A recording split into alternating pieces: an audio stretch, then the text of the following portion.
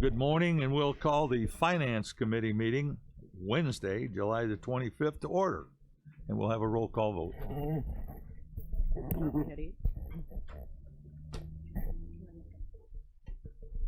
Mr. Legess? Mr. Vickery? Mr. Washington? Mr. Stauffenberg? Mr. Hess? Mr. Mulcahy? Mr. Seroy? Mr. Hildebrand? Mr. Einfeld? Ms. Weber? Mr. Payton? Ms. Dunbar? Mr. Ritter? Mr. Kinzinger? Mr. Wheeler? Mr. Lear? 3, 4, 5, 6, 7, 8. We have a quorum. Thank you. Under public comment, I have two people that have applied. The first up, Lindsay Parkhurst. Do I just talk right? Is this on? Hi, everybody. I'm Lindsay Parkhurst. I'm the state representative for the 79th District. I just wanted to go on record that I support the efforts to have Kankakee County be part of the Indiana River work plan. I think that it's important to remember that we need to work with Indiana if we want to be qualified for federal funds. You need to have two states working together to be qualified for federal funds, and that's going to be a big point for us for funding. Also, I just wanted to let you know that myself and Representative Tom Bennett from Iroquois are down in Springfield. We are attuned to the issues with the Kankakee and the Iroquois rivers. We are available, and we are here and willing to help in any regard that we can, whether it's legislation, trying to find funding, working if we get a capital plan. But I just wanted to urge an aye vote for Kankakee County to be part of this work plan. And I just urge an aye vote. Thank you.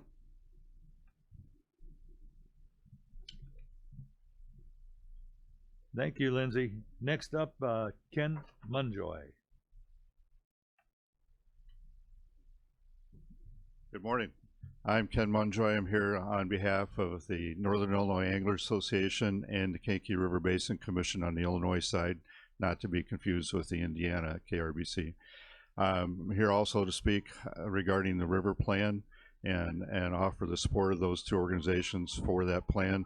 It's nice to hear the word plan instead of study, and because we certainly don't need more studies, we need to get an action plan going. And it's my understanding that this has already been tested in the Yellow River on the Indiana side and with positive results. And the investment of $25,000 on the part of Kankakee County to go towards this is huge. I keep thinking about, the core issue was when the Grand Kankakee Marsh was drained and the river on the Indiana side was converted into a drainage ditch. If you ever look at Google Maps and look at the river on the Indiana side compared to the Illinois side, it's dramatically different. That is not to the fault of anyone who's alive today. So it's time to stop blaming people and move ahead. Sounds like there's a partnership atmosphere here going between Illinois and Indiana on this project. We need to capitalize on that so that 100 years from now, people aren't blaming us for what we didn't do. Thank you. Our minutes are not ready, and we'll move on to a presentation by Sevash, Bake, and Burke Engineering. Good morning. If you could please.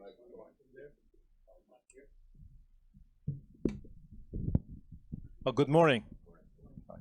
My name is Sevash Bake, and with Burke Engineering. Burke Engineering is a water resources firm in both Illinois and Indiana.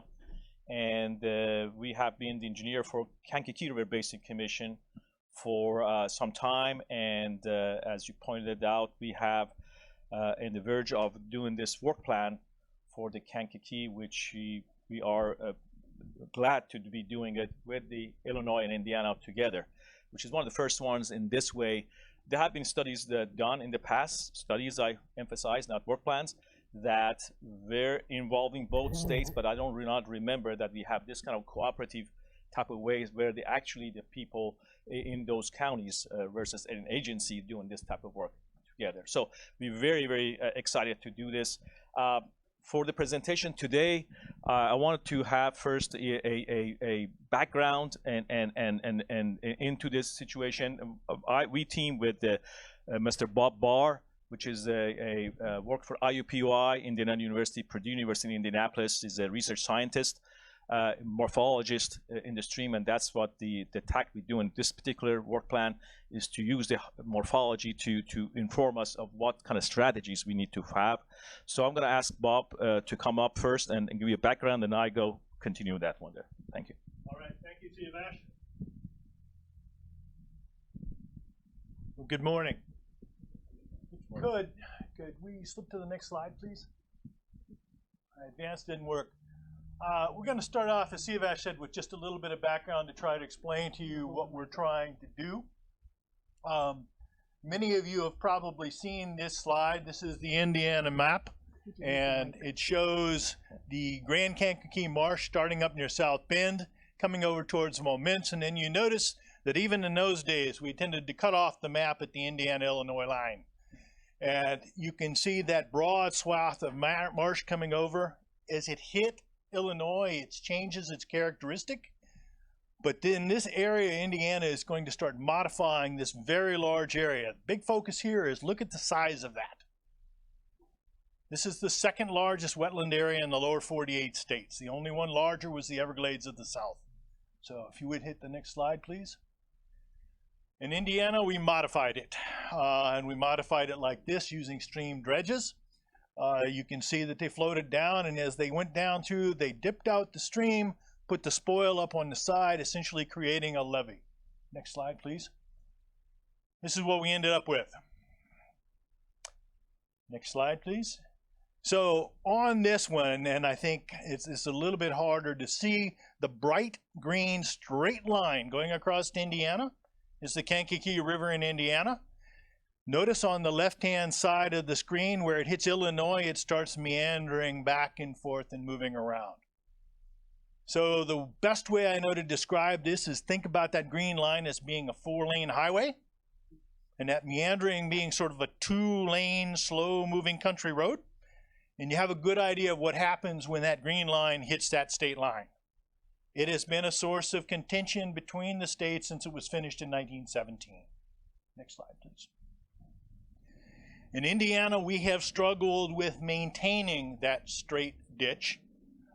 This is an example of an area that had been fixed in 2013. This was taken in 2015. The fix didn't work too well. Next slide, please. Our maintenance efforts have left a lot to be desired. Most of them were designed to move water out of the system quicker and faster. And that water was then coming over to Illinois, along with the sediment that was being carried with it. Now, in Indiana, our problem has been, when you straighten out these streams, the water doesn't effectively transport the sediment anymore. So sediment piles up. As the sediment piles up, it tends to only move when the water level gets really high, so that when Illinois sees Indiana sand coming across, it tends to come across not a little bit at a time, but feet at a time during large events. So on the Indiana side, our primary focus to date has been working in the Yellow River to try to demonstrate how we can adjust that sediment balance so that the sand that comes to Illinois, which it will, comes in at a more regular pace and transfers through the system like it's supposed to. Next slide, please. So we focused our initial efforts on Yellow River. We needed a demonstration project on the Indiana side to convince the Indiana representatives and stakeholders that the efforts that we were talking about would work. So they had a problem, and you can look at the problem statement there. I'm not going to read it to you. There was too much sediment. They were spending too much money on maintenance. They were spending too much time trying to repair the river, and they weren't accomplishing what they wanted to do. Their statement to me when I first started working with them was, we've been doing the same thing for 70 years. It hasn't worked. We think it's time for a new plan. Next slide, please. So here's the connection. This shows the basin. You can see on the Indiana side the very large portion of the Kankakee, and then you see the state line, and a much smaller section of the Kankakee over on the Illinois side. That very large watershed in Indiana drains into Illinois at that point. It will always be a large watershed. It will always have a lot of sediment. But what we can do is make it transport the water and the sediment in a more stable fashion. Next slide, please. Yeah. So Yellow River is the small dark area there. I didn't think you would be quite as interested in that as the fact that that's where sand was coming from in Indiana, and that was our focus target area. The larger pink area is the larger Kankakee as a whole. Okay, next slide, please. So this slide looks like a piece of art. It's not intended to be. What we want to show you in this is the bright yellow in the center surrounded by brown is all an area of Indiana and primarily in Stark County, which is underlain with what is called blanket sand. There are sand dunes there. And that is the source of most of the sand going into the Yellow River. And the Yellow River is considered the source of most of the sand that's then coming into the Kankakee. So our job initially has been to work in that area, try to stabilize that area to the point that that sand doesn't come in and pile up in moments. So what we have been able to effectively do so far is initiate a pilot project and show how we can better manage that erosion. Next slide, please. So what we wanted to find out was where the sand was coming from, how the sand could be managed, and then develop a work plan to address it. And in a very concise way, that becomes the idea and the concept for the Kankakee River Plan, is to identify the problem areas, identify site-specific solutions, and then apply those in the Kankakee Basin as well. We've been asked to do this now for several years. We're finally to the point we feel comfortable moving forward and looking at that. A little bit harder for you to see here. One of the ways we were able to finally quantify where the sand was coming from was to bracket the area with a couple of USGS sediment gauges. So for years in Indiana, there has been a discussion about, is the sand coming from Marshall County? Is it coming from Stark County? Is it in the Kankakee River? For years, the focus was on Marshall County. That ended up being incorrect. It was actually in Stark County in a much smaller area, which lets us target our efforts. Consider this to be an example of the type of thing that we're proposing to do in the Kankakee, wherein we actually identify, using field analysis and stream gauge data, where these problems are coming from and how they can be addressed. Next slide, please. We also have to look at the geometry of the channels, particularly on the Indiana side. We find that as the streams were modified, they changed the channel shapes and configuration of those channels to the point where they would no longer effectively move sand. They could move water, and they could move water fairly efficiently, but the stream has to move both the water and the sediment. So on the Indiana side, what we've done is tried to quantify where the channel needs to be adjusted. And then the green area there is an area where the channel is functioning well, which provides us reference data that then adjusts the other sections of the channel. Again, very similar to what we would propose to do in the Kankakee itself. Please. All of this is based on an understanding that the stream is going to need a balance between the water and the sediment, because the stream will always transport both.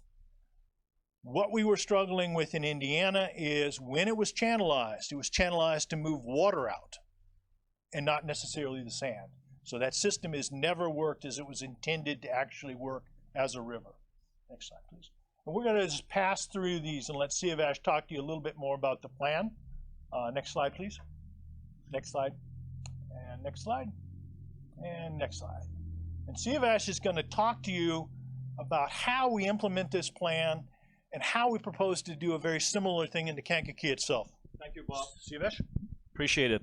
So when we looked at the Yellow River, which was again a area that was producing most of the sand based on the data that come to Kankakee, we used that also as a pilot for the bigger Kankakee. So it's a small watershed. If the techniques that we want to have come up with used is working there, it will work also in the bigger Kankakee. So that was the idea. So looking at the Yellow River, we looked at it as a what we call a systematic way, looking at the entire watershed from upstream to downstream. But really, when we were called for to help, they had a problem just in the small area and in one of those reach that is in red. So we have a problem there, or we have aggregation of sediment coming up in the system, that purple road. But we said we cannot approach it that way. We need to look at the entire watershed, and we need to look at from upstream all the way downstream. So when you look at that, so what kind of a work plan components that we came up with the Yellow River project was in the watershed, we need to promote soil health, so like cover crops and things like that, which keep the sediment on the surface. It doesn't let it to run off in that one. So that was for that area there. And also we noticed that all the laterals, and I don't know if some of that we are going to be looking into Illinois portion as well, but in Indiana at least, there are ditches that are draining the farmlands, and they are somewhat steep in that coming. So they're bringing the water and sediment quickly into the stream. So we are, in the overall watershed, we're recognizing that flatter sort of bank slopes and two-stage laterals may help basically reduce that amount of sediment which is carried through, because that's one of our biggest thing. Our conclusion was that too much sand is coming down, and so we need to reduce that source. And so to reduce that source, one of those things is in the watershed, we need to do that one. In the zone 1, which is those blue reach upstream, it's a man-made, more or less, in Marshall County, Indiana, man-made ditches, but pretty much stable. Our recommendation for the work plan was to establish and maintain buffer, have flatter slopes there, and think when you can of the two-stage ditches, the two-staging of the laterals there. In the zone 2, which was the green zone, as Bob mentioned, those are natural areas. They were not doing any work in that one. It's perfect, looking great. So maintain what we have there in terms of riparian corridor. Now we go to that zone 3, which was that red area. What we saw is 10 miles of exposed bank and sand coming into the stream, and which was a really, really big issue. So in those areas, what our suggestion was that here is where we need to stabilize these banks, but how we're going to do that is important, because what we had been tried in the past was to put riprap on these things and stuff, and that doesn't work very well in the sand bed systems. The sand water just goes around it, and so what we are promoting there is a nature-based type of solution using wood to stabilize benches, and I show some pictures of that one there a little bit later. But we said because it was a new technique, or maybe it wasn't done as much in this Midwest, we needed some sort of pilot project, some place that we can demonstrate that, and that's led to that pilot reach of the project that we're going to talk about here. And then lastly, for that lower purple segment, the downstream portion of Yellow River, what we are seeing is aggregation of sediment sitting in there, and to a degree that the bottom of the river is now higher than the floodplain around it.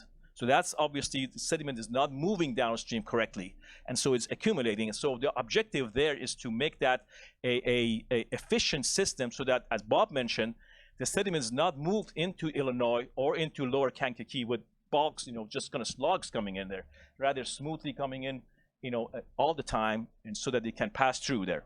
So that's what the components of the plan. Next slide, please. And so this is an example of what you're seeing. Of course, there's some sinuosity into the stream there, some meandering, small meandering in the stream, and those arrows show areas where we had erosion, such as the right picture. You see that those banks, and they are like 8-10 feet high, and so it may not be shown well. I will show more things. So next slide, please. So for those, then we came up with that concept of putting those wood and those what we call tow wood technique, using nature-based system, basically to give the stream what it has been wanting to do, a little bit upstream where those natural section which is working, we learned from that one, what is stream doing? Stream's trying to make benches, low benches in the stream, using what? The wood that is coming down there, just sand piles up that wood, makes these small low benches, and that's how the water and sediment move downstream. So we're learning from that one, trying to give that one and stabilize those banks and give that stream some sort of a same kind of a form where it can meander just a little bit and deposit sand and get it through. Next slide, please. So in that pilot section, here's what we started from. Those are the type of banks you're seeing there. You can see that there's a sand, shearing off those. So every time the flow goes through this thing, all this sand is just sloughs down. And it sloughs down because it's all sand and it doesn't have a structure to keep it at the bottom of it. So it just, water erodes it and then it cliffs down and comes down. Think about that as sand is trying to find Illinois. We're trying to keep it in Indiana. Right. So this is showing that technique that was used here on the left side. You can see those, this is during the construction. And these are like a 30 feet trees that are basically in the side of the bank. And then you have soil lifts on top of that. So basically what we're trying to do is trying to build a bench, similar to the way the stream itself builds those benches. It's just giving that structure, and those wood is in there, it gives the structure to the sand so that the sand can stay there. Otherwise, sand will just move again next time. So that is building a bench. So opening up that area and laying it back in this case, and you can see on the right side, that is just that picture, right, a few months over. Now, when you collect the date of that construction, it was 12/6/2017, so December of 2016, and we're saying, okay, well, just put that one. Usually, you have the grass growing and coming, so that because that type of thing keeps the stream together. Well, little we know that in February of 2017, we had the major flood, as you guys did, in Indiana, which was almost a record flood in many areas. And it's really, we were all scared. Okay, what's going to happen? This is not stabilized yet. This is going to happen. It worked very well. And so you can see even in this picture in June of 2018, yeah, you have some exposed banks still. They exposed areas because the grass wasn't able to come up. But pretty much everything stayed on. All those woods stayed on. They didn't go anywhere. And it's doing its job. It's absorbing energy and also is keeping that away from eroding. So what type of solutions should be done as we go downstream? In the Yellow River, we had that straight section, which was wide section that is going down. Could you hit one more to see if that's, yeah. And you can see for those areas which were like wide areas, what we are thinking, again, what the nature is trying to do is to kind of in the very low flow area, narrow this down and have some sinuosity to it. And so that, for that Yellow River, that may be what we are thinking. So again, is that those areas that are straight section, which are not transporting sand correctly, and they're doing it in lump basis, we may have to do that. So those are type of strategies that we are trying to utilize there to have, again, low benches and with using, again, that same technique, tow wood technique. So because otherwise, you cannot just pile some sand in the stream or something. It just washes away unless it has some structure to it, similar to the way Mother Nature does it. So thank you. So moving through, one more please. Moving through, so we had that success in that Yellow River, and so we were asked, can we apply some of these techniques back to the Kankakee, which was the purpose. We're looking at the Yellow River as a pilot and the Kankakee. And when we came to look at the Kankakee, we have obviously with 2006, 17 flood that we had, February flood that we had, there were other concerns other than sand moving. We had major flooding that happened here in this exhibit. In the blue are the floodplain areas. These are regulatory floodplain, 100-year floodplain, so to speak. The red areas, the red dots that you can see, those areas are from NASA satellite pictures. So one of the partners in our Indiana Silver Jackets are the NASA, works with us. So we were able to get some images that they had. This is one particular day, March 2nd, I think, when they were just, the satellite passing through and captured these images. The red marks are the where areas were flooded on that particular day. And you can see that it's really large areas, but the lesson here is that it could get worse, because those red areas is what we experience now. The blue areas, shaded areas, are potentially, if we have larger storm, what we call 100-year storm, to that one here. So our message when we're looking at this data was to our Indiana folks was that the flooding is going to continue. The flooding is going to there. The question is that how can we live with that flooding and make sure it doesn't get worse as we go on. But the notion that all that flooded area can be all brought down, because that's what in Indiana we're trying to do, say, can I make this spoil banks and levees up so that I can fit all this in the stream? The notion that you can do that is really not possible. So we need to be thinking about stream stability and being able to move its floods and sediment in the low flow conditions, and in the high flow conditions we need to find ways to live with that. Maybe it's maybe flooding some sort of a town that is not desirable. We need to find a way. But the notion that you can take all that storage away from that area and funnel it through the stream, and guess who is coming to Illinois, right? Do that one. That's not possible. We need to find a way that understand the flooding, live with it, and maybe we can tweak that floodplain in some way that we, areas that we don't want to have flooding seen in there. Next slide. These are the USGS gauging stations do a very good job in recording what's happening on our streams. This graph, and I don't know, you're not the hydrologist, but think of this hydrograph, what is showing on the vertical axis is the flow, amount of flow that's going through the stream. On the horizontal axis is the dates. This represents a 2-month period. You can see that the water level, if you look at the blue line, generally shows you where the water level going up and coming down. You can see that it's not a short period, and a lot of us are used to smaller streams where the flow comes up and goes down. Here it's going up and down, but it takes 2 months for this. Where is that flow? All that area, that yellow line in the bottom is where normally flow can go through the river. So the difference between those two lines is all that water which is stored on the land someplace. And if you look at the numbers, we're seeing that extra volume, if you want to eliminate those flooding, we're talking about 220,000 acre feet, which is, about 30,000 acres, 8 feet high. So that is the type of storage. So it's not, oh, I'm going to dig a pond here and I'm going to solve this problem. It's not going to happen that way. So we need to be realistic in what we do and be able to say, moving this volume to downstream is not possible and is not desirable, either one. Next slide, please. This is the same hydrograph at moments. And again, you can see that once the water goes up into that, the blue line going up and between this peak, it takes a long time for that water to come down. Why? Because it's using all that storage. It's have that storage and it's gradually getting rid of that storage.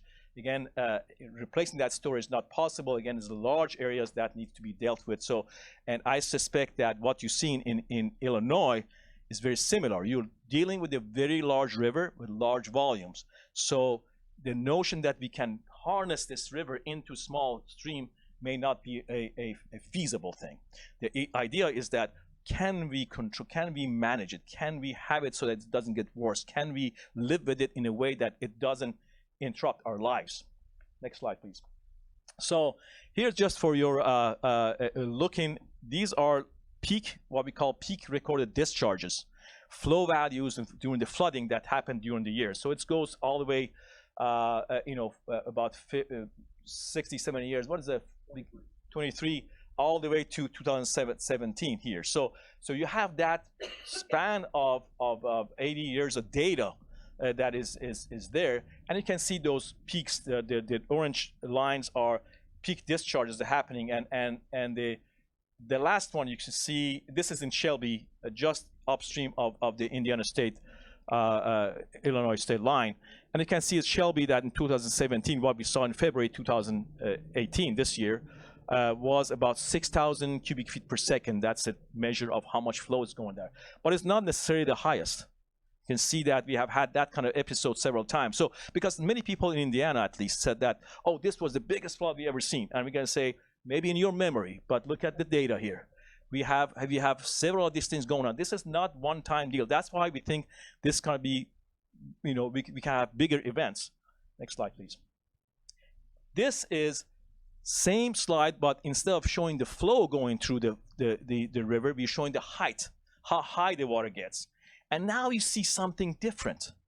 You see that although that discharge, the 2018 wasn't the largest one, the height that it got is the largest one in there. So there's definitely something happening in terms of the capacity of our streams, because the same amount of flow or a smaller amount of flow is generating higher amount. That is of huge concern to us, right? Concern to all of us who live around the river is that there's something phenomenon happening. First of all, they'll be getting more flows. Yes, we're getting higher flows recently, but they also seem to be higher than before, even for the same discharge, which tells us that there's something with the mechanics or capacity of the stream which is lost. And that's what my point is, that we are losing grounds to the capacity even of the stream. Next slide, please. And so this, just enough that these are measurements that we did or looked at the data, historical data on that particular gauge, looking at the relationship between how high the water gets, which is says gauge height at the USGS station, and discharge and how much flow going. And you can see over time that red line, the bottom, the thing is just 90/50s, and then you go up, and the last line up on top is the most recent data. And you can see that over time, if I was sitting next to this gauge, next to the stream, and looking at the water, and the same flow coming over the years for the same amount of rainfall, I'm seeing a higher stage every time. As much as 2 feet now higher than was 50 years ago. And why is this happening? Because we are losing ground in that thing. In this particular case, maybe the bottom of the stream is coming up so much that it's losing capacity. In some other areas, it's because we are taking away from the storage in the floodplain. We are filling the floodplains and stuff like that. So bottom line, what we are seeing is that it's not just that the climate's changing, it is changing, and we are having more flows and higher flows and intense flows, but also we are losing ground. So that's why the objective of some of these restoration techniques or some of these things we're doing is to make this not get worse. That's something we need to do just to keep it from getting worse, and at the same time looking at this large floods, to deal with them. Next, please. So bottom line, and that's my last slides, is that so given that, what we are trying to do is to come up and look at, given all this data that we have, even all understanding we have, come back to the Kankakee River, the whole Kankakee River, including the Illinois section, and looking and diagnosing the root causes of this erosion, sedimentation, and flooding. How do we do that?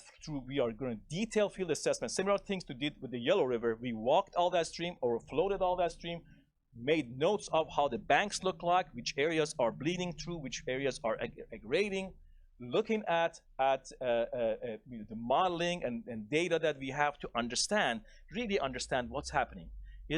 Are we losing this capacity of the stream? Is that coming from upstream, or where is it coming from? So that we know what to do about this. And then communicate that extent. Communication is a big deal. If I can communicate to you what's happening, I think most people will understand, that strategies make sense. So we're going to communicate that extent of existing risk and also talk about what do we expect in the future. We know that flows are increasing. Is the solutions that I'm going to come up with right now, if everything was stationary, I come up with a solution, it would help the problem. But what if the situation is changing? If the rainfall is increasing, some of the techniques may not work anymore. So we need to come up with a technique that address that. And the third is the identify strategies. And for the work plan, and what we're talking about is where do I do what? I know that some of these techniques would work, which I talked about, but where do I do that? Is that from section to this section? And so that's a type of a strategies to issue, and we're going to do that same way in the system-wide approach, same way we did in Yellow River. What do we do in the watershed? For instance, in the watershed, all the towns, cities are there, having runoff coming in there. You have a big, shopping center built. Are we doing enough to absorb that additional runoff? In the agricultural field, are we doing enough? Are we just ditching everything, getting into the Kankakee as quick as possible? Or are there some things we need to be doing? So we're going to look at those and have strategies, define and explain why we need those strategies. And then look at what are you going to do with the lateral laterals that coming into the Kankakee, where they're draining the land, and along the stream, reach by reach, what are the issues that we need to be doing? And we want to do that in a joint effort with Illinois, because we have a legacy problem that is handed down to us over 200 years. They have been doing this 200 years ago. There was this dredging happening in Indiana. Over the time, we have been contributing problems without thinking, and now we need to go back and say, we got a problem, we need to think differently. How do we go about it differently? And so that's the work plan that we have in mind.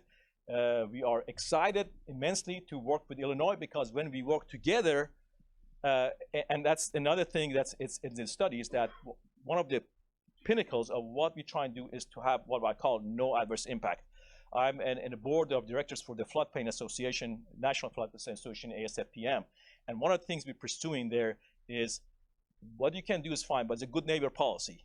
I cannot do anything that hurts somebody else. And once we understand what's happening in Illinois, it helps us accomplish that better.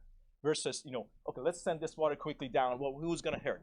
When we understand what the limitations are here, do that one. That's what the value of this bi-state type of approach is to understand what you can do so that it doesn't hurt one another, and have solutions that work for both. Well, that's all I have. I think that's my last slide, I believe. And yeah, it's there. So open to questions. Mr. Kinzinger. I found your presentation excellent, your study great, but one thing I didn't hear on the Yellow River, the 10-mile stretch area that you've remediated, what was the construction cost for that? Yeah, construction cost right now, this was a pilot project. One of the reasons for pilot project was to understand what the cost could be, Yes. or what we could do. For this particular reach, it was about half a mile of a reach. We did that one, 2 sides in that one, and it came about $500,000, a little bit more. So I will say right now we have, our estimate is about $1 million a mile of the stream restoration, but we don't know. We think that by having a different techniques in delivery, like for instance, this project was done design, bid, build. And we think some of these projects lend themselves better into design build type of thing, where you are adjusting as you go down. And with that, we may have a lower cost. Now, of course, you have a longer area, we have less cost. So we thinking that cost could be lowered, but that was what our experience was in that area. Mr. Olthoff. Thank you, Chairman. Did you start at the beginning of the Yellow River watershed, or were you in the middle of it? In other words, Yes, we were in the middle of it. It's the objective, and normally you don't do that. Normally you go from upstream all the way to come downstream. Right. And here we had, first of all, an area, a farmer that was willing to work with us. We had the worst problems that we saw along the Yellow River in this area. So we were looking at different reaches, and for the demonstration projects, we chose because I think we were challenged. Say, well, of course it's easier to do it here because its height is only this much. Say, okay, what is the worst area? Let's go there. And so we are triggering that worst area. We're in the middle. That's not the way we want to do necessarily because we want to have, but still it's tied down into a stable reach in the upstream and stable reach downstream, which was important for us. is there a cost share with the federal at all, or is it all state? Right now has been all state. Has been no federal share. But I think there are thoughts that federal share could be coming in. Now that's tricky in a way. I don't know who's on the audience, but I tell you what it is that in a lot of times when you're talking about federal shares comes through Corps Engineer. And Corps Engineer gets its study, and it's going to be 10 years of studying and a lot of things. So that's the drawback of that one. We really appreciate it, but they have their limitations and what they can be done. And they have done studies, of course, on the, as you are aware, on Kankakee with $1 million studies, and it concluded that there was no benefit cost ratio. So we didn't want to get there. The state funding and stuff like that, you don't have that limitation. You can go forward. Well, if you have the proof of this working, wouldn't that influence the Corps of Engineers? I would say so, and the Corps or other agencies, U.S. Fish and Wildlife, and there are several areas, because one thing is happening here, and I failed to mention, is that what we are approaching here is an ecosystem approach. What we're doing is that we believe that to solve the flooding, you also solve your water quality problem, you solve all your recreation. These are all related together. A stable system is stable in every way. And so I think what the solutions we are solving, we are trying to solve the sediment problem a flooding problem. But because the approach that we are having is also going to be ending up in an environmentally better system, and therefore I think there are agencies that are interested in that sort of outcome. So I'm pretty sure that we're going to have some federal help. But how do we commit? Is that going to be in the pursuit of this study, or was it going to be in this work plan, or is it going to be diverted to some other type of we need to do feasibility and do this one? I don't know that. That's why it's the pros and cons. I think it's important to point out for the first time. Oh, certainly. We've got Usually you don't have trouble hearing, but used to that large classroom in the morning. But one of the things we have this time, working on the Yellow and now on the Kankakee, that we're excited about is we have a lot of support from our state legislators. We have not really seen that in the past to the degree that we have it now. So we think that's going to trigger some more interest from the federal government as well. The way it's working now, and you know this better than I do, the state wants to see the counties involved and wants to see them putting part of it. And then the feds want to see the state doing part of it. So we think for the first time we've got that package together. So in terms of also, I need to add funding. There's still a question that legislators in Indiana are thinking about how can we come up with the funding, and one of the items there is that look, a legislator can maybe from taxes and stuff come up, but another thing is assessment of that is the locals having some sort of a assessment within their watershed to either cost share with some federal or state thing, or just have some of that thing maintained. So these are type of things that we also will explore in the work plan. Mention that, and I think that's something. It says that increasingly there are they're looking at, okay, what are you and the local bringing in to help this out? Chairman Wheeler. Thank you. I did want to speak to Mr. Oltoff's question. The part of the reason that this is happening right now, and that the Indiana side has already approved their $200,000 to put this work plan together, is so they can take that to Indianapolis as part of the capital bill at the end of the year. Yes. So they're going to be going for anywhere from $80 to $100 million to take care of that whole side, per whatever is laid out in the plan. Now, our side of it's a little bit different because we don't have a pilot project per se over here. Our side, our ask in a few minutes when we get into it is going to be about what we've got. You know, we're going to, I'm assuming, use all the previous studies that have been put out there by Absolutely. the Army Corps, all Every of that one kind of of stuff. them. Yep. Put together and make sure that these two plans mesh together. That we're not proposing to do something here on our own that doesn't work with the whole river system. You know, the river doesn't know where the state line is, except for by geology. So when we start to look at that, then we can have something to go to our federal legislators and to the Army Corps and say, here's a unified plan, and we want one Army Corps office instead of 3 that are overseeing different parts of this, because that's part of the issue as it is right now. We've got Detroit, Chicago, and Rock Island over different parts of this. And then have our federal legislators urge that situation forward. And then maybe the Illinois side needs to have a different approach on the funding.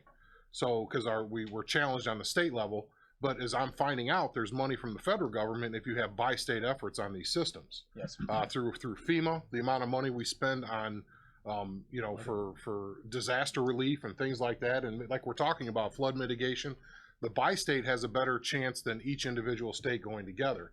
I'm finding that our federal legislators are in tune with the problem, and I think that as our Illinois side, the meeting I hosted in Moments with the state senators from Illinois and Indiana came over to my office in Moments.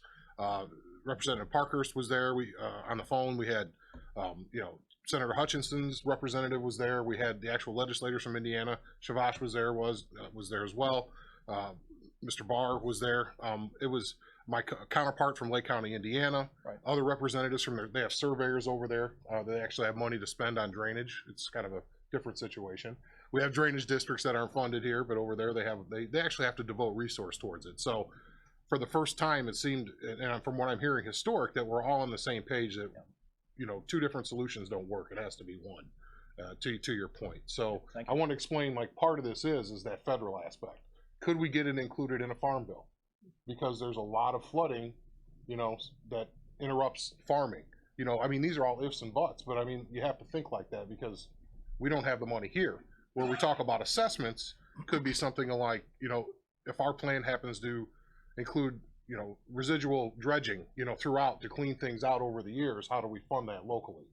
And maybe it's a conservancy district throughout the river where we can do that, and also pays for lodges and things like that for the enjoyment of the river. Those are things that we'll bring to our taxpayers when the time comes.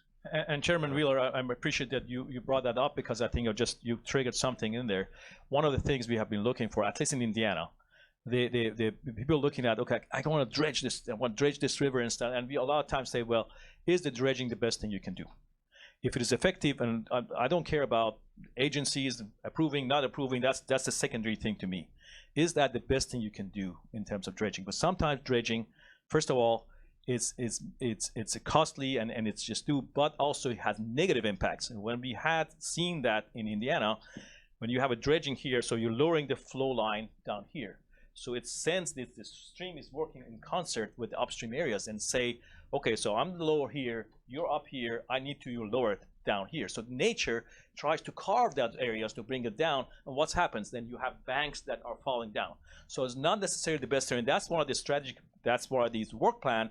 We're trying to say, okay, you have alternative to dredge, you have alternative to raise the banks, put the levee up there.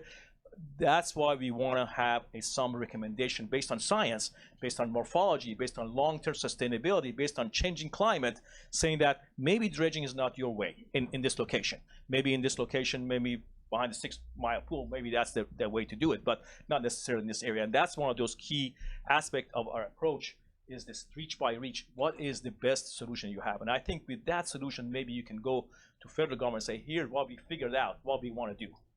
And then come help us to implement this type of strategies. Any other questions? Any questions from the committee? I could just mention one thing. Yeah. So as I mentioned before, you know, the politicians aren't taking boat rides, but Shivash is today. I think you're going to go with it, Mr. Barr. The anglers and the Kankakee River Basin Commission are going to get him out there between. He spent a lot of time on the moments to the state line side of there, so he doesn't need to go there, but we're going to be checking out all the way through Aroma Park. Iroquois County I asked to have them included as a possible addition because of the convergence of the two rivers in Aroma Park, where it just blows out Aroma Park in these flood events. They're deciding whether they want to fund $25,000, and if so, they'll be included, because that also impacts our river system. But that's the stretch we're looking from a state line to Aroma Park. And I know there's other issues as we go down river and things like that, and we'll tackle that later. It was my thought. So. And meanwhile, I just point out that your state, your representative also are looking at other possibilities. They're looking for state funding with this one. But meanwhile, I think that the commitment from this board or from the Kankakee that would basically help out with that by state, I think, thing. And maybe in a few months we have some monies to put back. But just right now, the important thing is here. And so, if I could, Mr. Chairman, I finally got word from Aqua Illinois, our water company today, that they're willing to underwrite half of our $25,000. So they just asked if we could split it up between this and next budget year, and I thought that was a good offer from a community partner. I thought it was very gracious. I should have asked for the whole thing. No, I'm just kidding. But no, I really appreciate that. And from Aqua, they showed a true commitment to our area. By doing that. So I would say that if the motion that would be made from the committee would be a not to exceed 25,000, and as I get more money from other grants that we're going for, we already know it's 12.5 right now. That's all we need. So that's what I would ask the committee for, is that authorization not to exceed 25, knowing that half of that has already been taken. So if anyone wants to make that motion. Ms. Dunbar? So moved, as Chairman Wheeler stated. Okay, and Mr. Washington with a second. And we're going to have to do a roll call vote.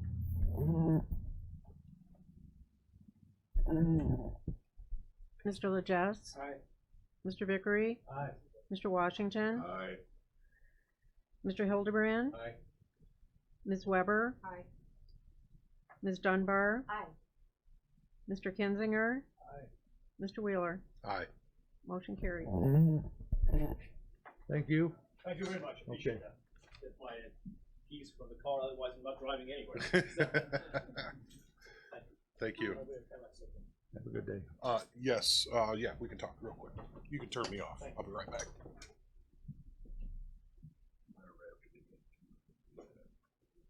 Next on the agenda, Mr. Africano, Treasurer's Office.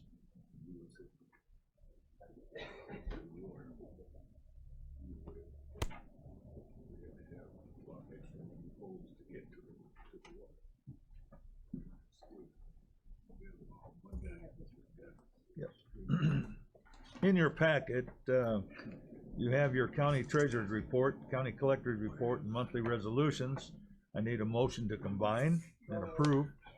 Mr. Legess with the motion, Ms. Dunbar with a second.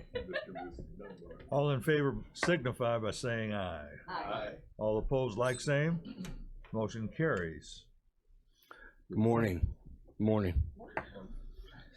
Just a couple updates. I know I've brought it to this committee before that I've had trouble getting trained by Comptroller Susan Mendoza's office. The status of that is ongoing. Still haven't received training. And just want to put that on the record. Mobile home bills are in the mail and will be due 2 months from today, essentially. There was some confusion with a couple taxing districts, and I wanted to raise this in case someone asks. The law calls for 30 days between due dates of tax bills and first distribution, and then a distribution essentially 30 days, every 30 days from there on out to the end of the fiscal year, to the final distribution. I know in the past, money was distributed right away after the deadline for taxes, and I've taken a different philosophy as it relates to that.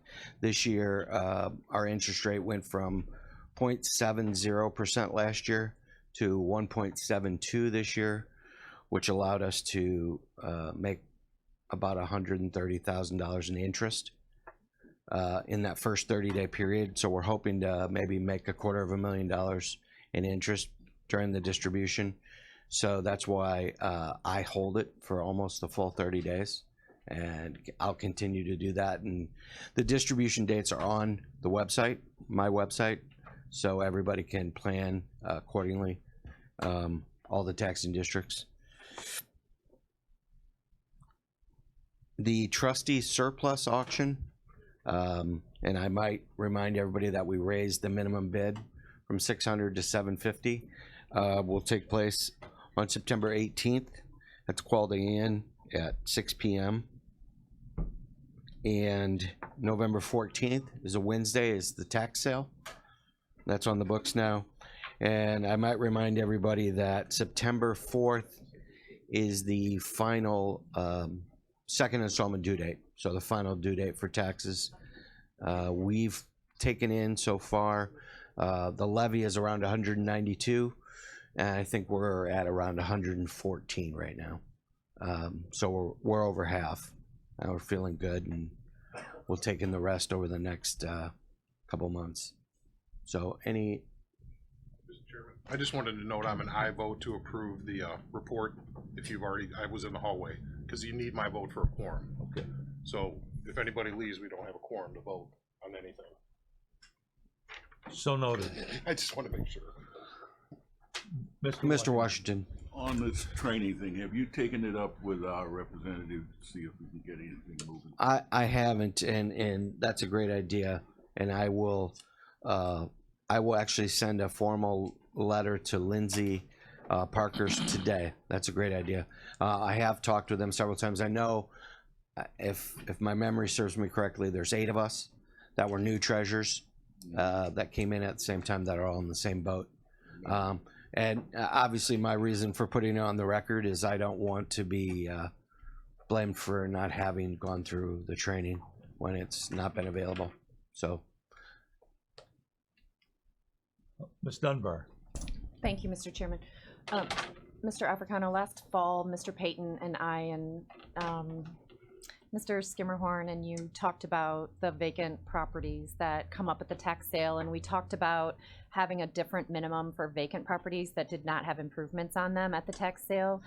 Did you pursue that at all? I'm really concerned, at least in my district, and I know Mr. Payton's district, Ms. Polk's district probably, that we have a lot of vacant properties. They didn't sell at 600. There's no way they're gonna sell at 750. Did you pursue any information about whether we could set a different minimum for those properties? I talked to our trustee about that, and my understanding is we can do as a board whatever we choose to do. We make the rules because essentially the trustee works for us. So that would be something we'd have to work through here. Mm-hmm. I'm not certain that time would allow that, but it may still. Okay.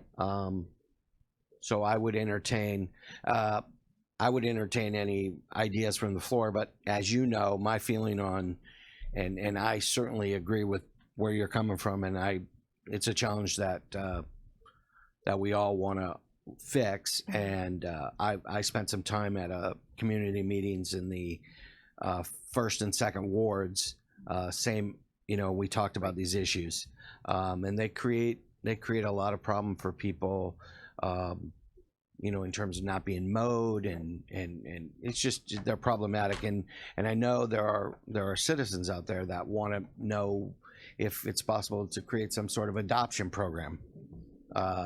So there are a lot of things on the table. I know we had talked about, and we had met once, and I intend that we'll meet more. Obviously right now it's just a terribly busy time for my office. Can I ask a follow-up question? Sure. Chairman? Thank you.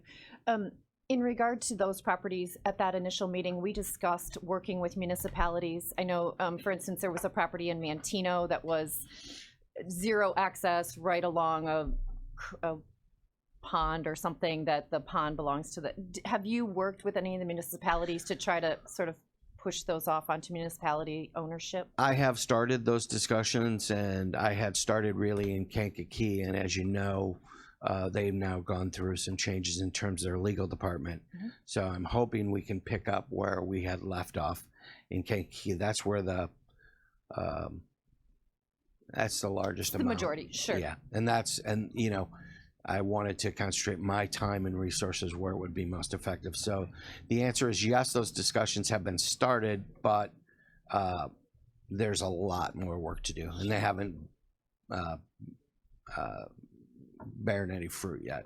So I would just ask that we try to meet again to Okay. continue working on those problems. Thank Awesome. you. Thank you, Mr. Chairman. Any questions for the treasurer? Any questions? Renee? He's laughing. I think you're all set. Thank you. Okay, have a good day. Yes.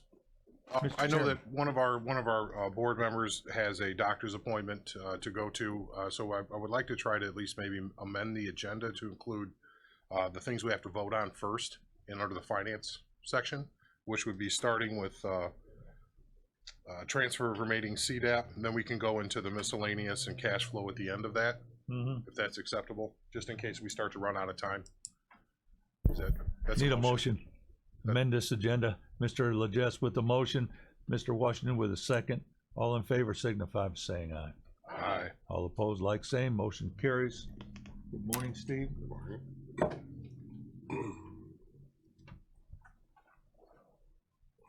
All right, so we're doing the So we're gonna do CDAP funds the first. CDAP fund first. Okay. We'll do the CDAP fund first. Let me identify the page here. It should be in your, It's in your docket. right after the cash flow documents in your packet. It's a back page. It's one of the back pages.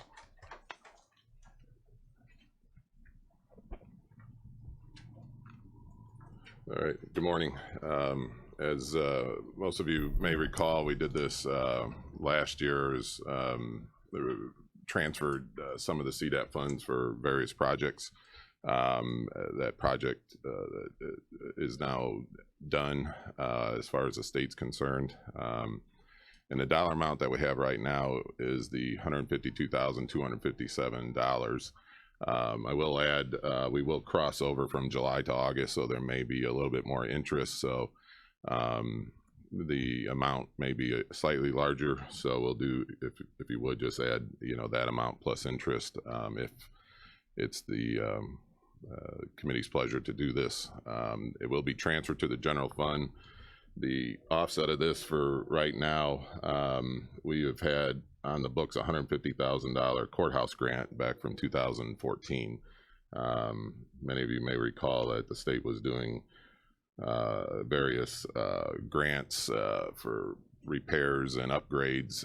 We did spend those funds on projects within the courthouse. However, we never received the reimbursement for that.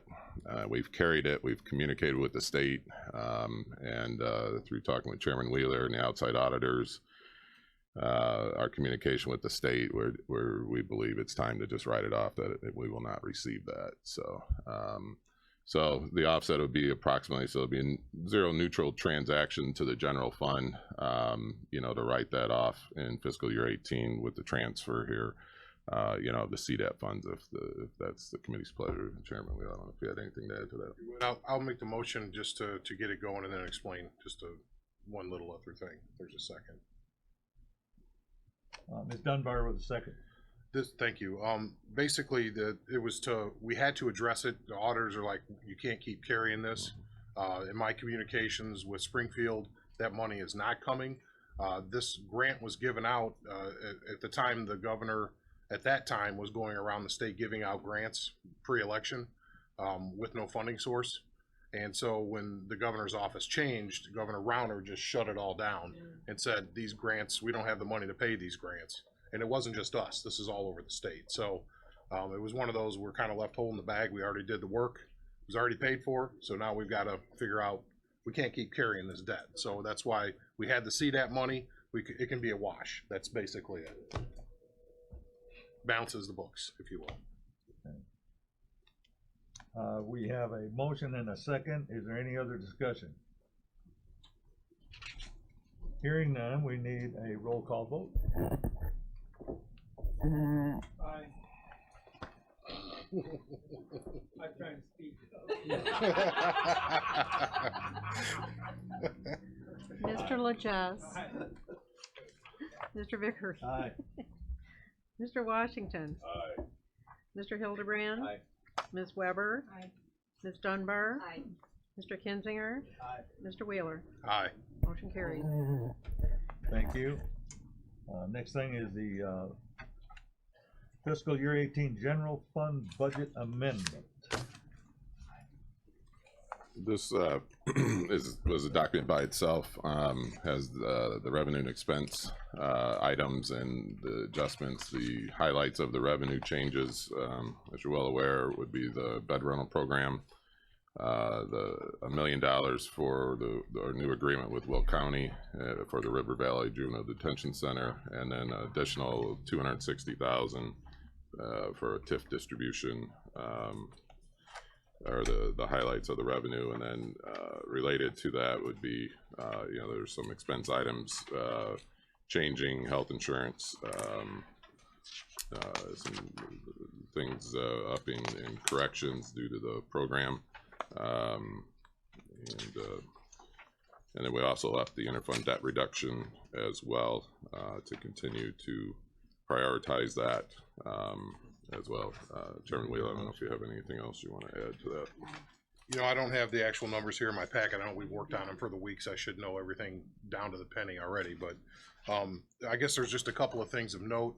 Health insurance is up because we have hired quite a few people, obviously, in the corrections department. So obviously we didn't account for that when we did the original budget on the hiring. So that's why you would see an increase in health insurance. That's the county's share of it. But then trying to think, we had some things that were being charged to the tort fund and the state's attorney's office that had to move to the general fund. So you'll see some increases there through, fixing a problem that was created, last budget year, obviously. So we corrected those practices. Trying to think if there was anything else that was of note within. Those were the two major ones that stuck out. We obviously have to account for all the new revenue that we've had. And it's historic, the revenue that we're getting out of our programs with DHS, and also the increased costs that are associated with that. So it's really just kind of balance the books and to take a picture of what we believe will look like the rest of the year, and then obviously the expense number comes from the sheriff on what he believes his expense number will be for the rest of the year. I need a motion. Mr. Tripp with a motion? No? Oh, not on the committee, can't do that. Mr. Washington with a motion. Mr. Legess with a second. Roll call vote.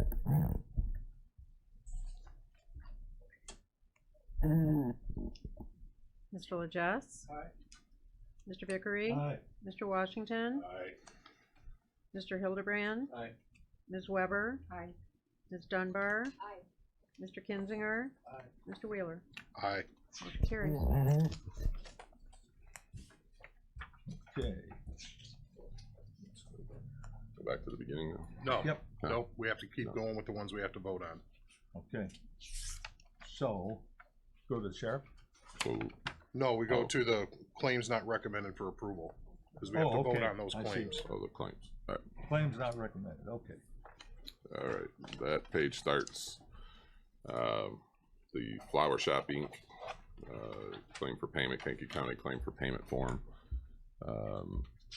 There are two, well, let me just preface this real quick. As talking to Chairman Wheeler, we're receiving claims from the auditor's office, either unapproved or changed, and Chairman Wheeler wanted to create a new process for claims that are showing up, that they be reviewed by himself and the committee.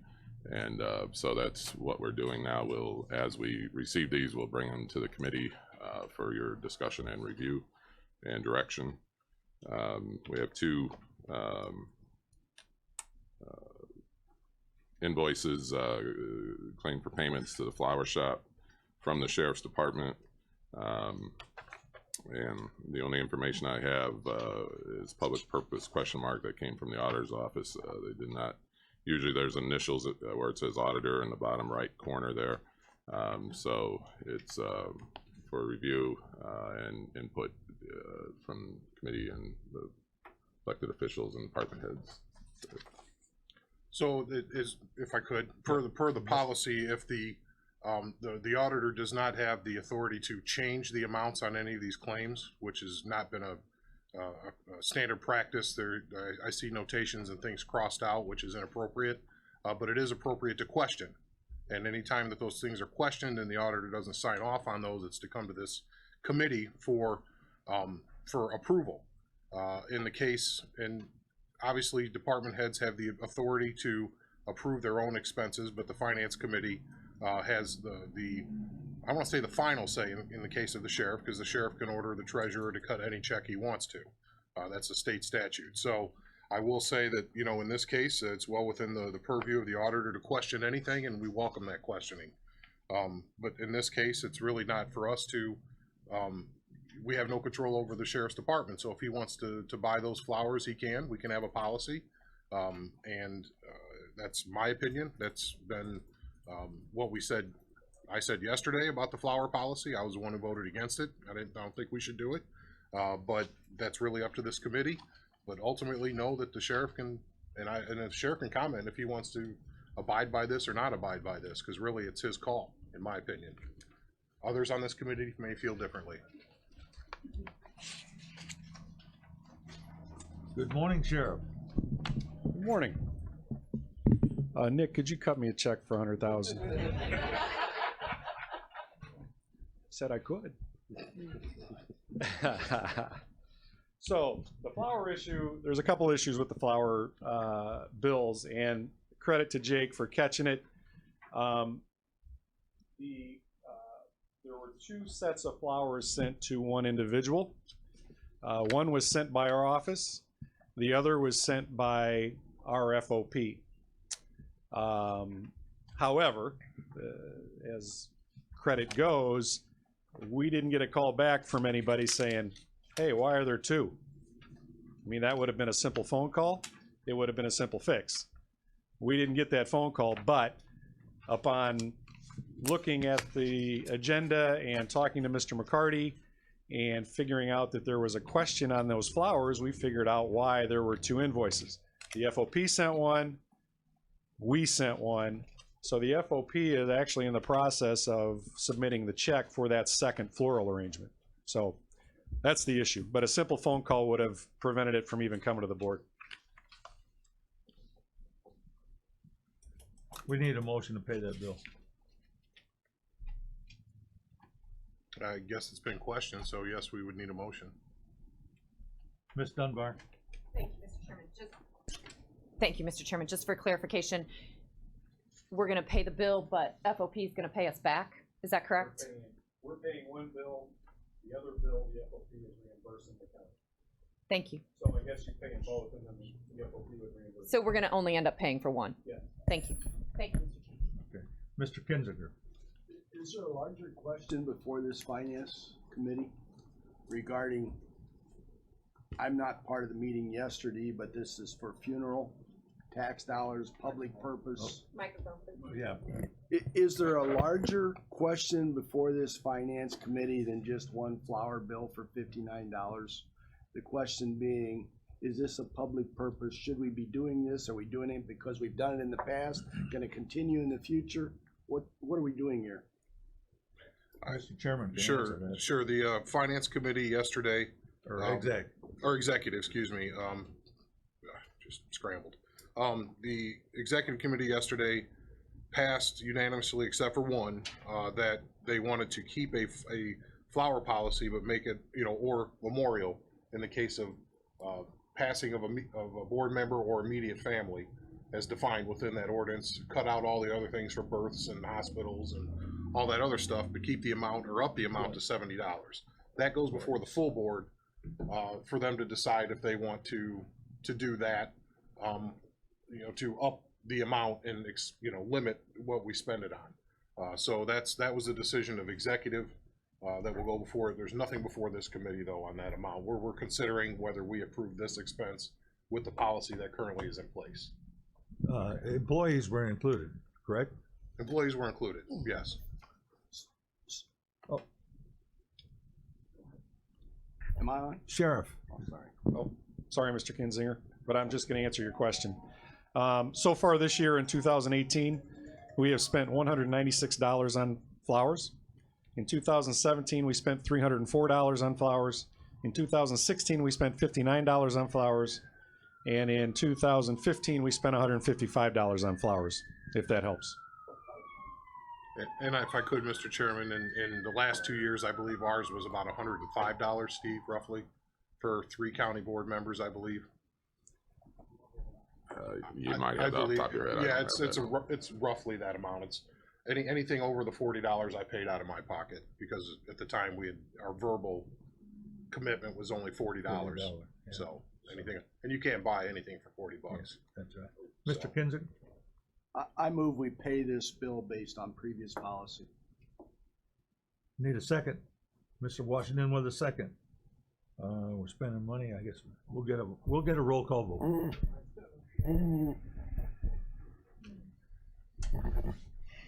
Mr. Legess? Mr. Legess? Mr. Legess? Mr. Vickery? Aye. Mr. Washington? Aye. Mr. Hildebrand? Aye. Ms. Weber? Aye. Ms. Dunbar? Aye. Mr. Kinzinger? Aye. Mr. Wheeler? Aye. Motion carries.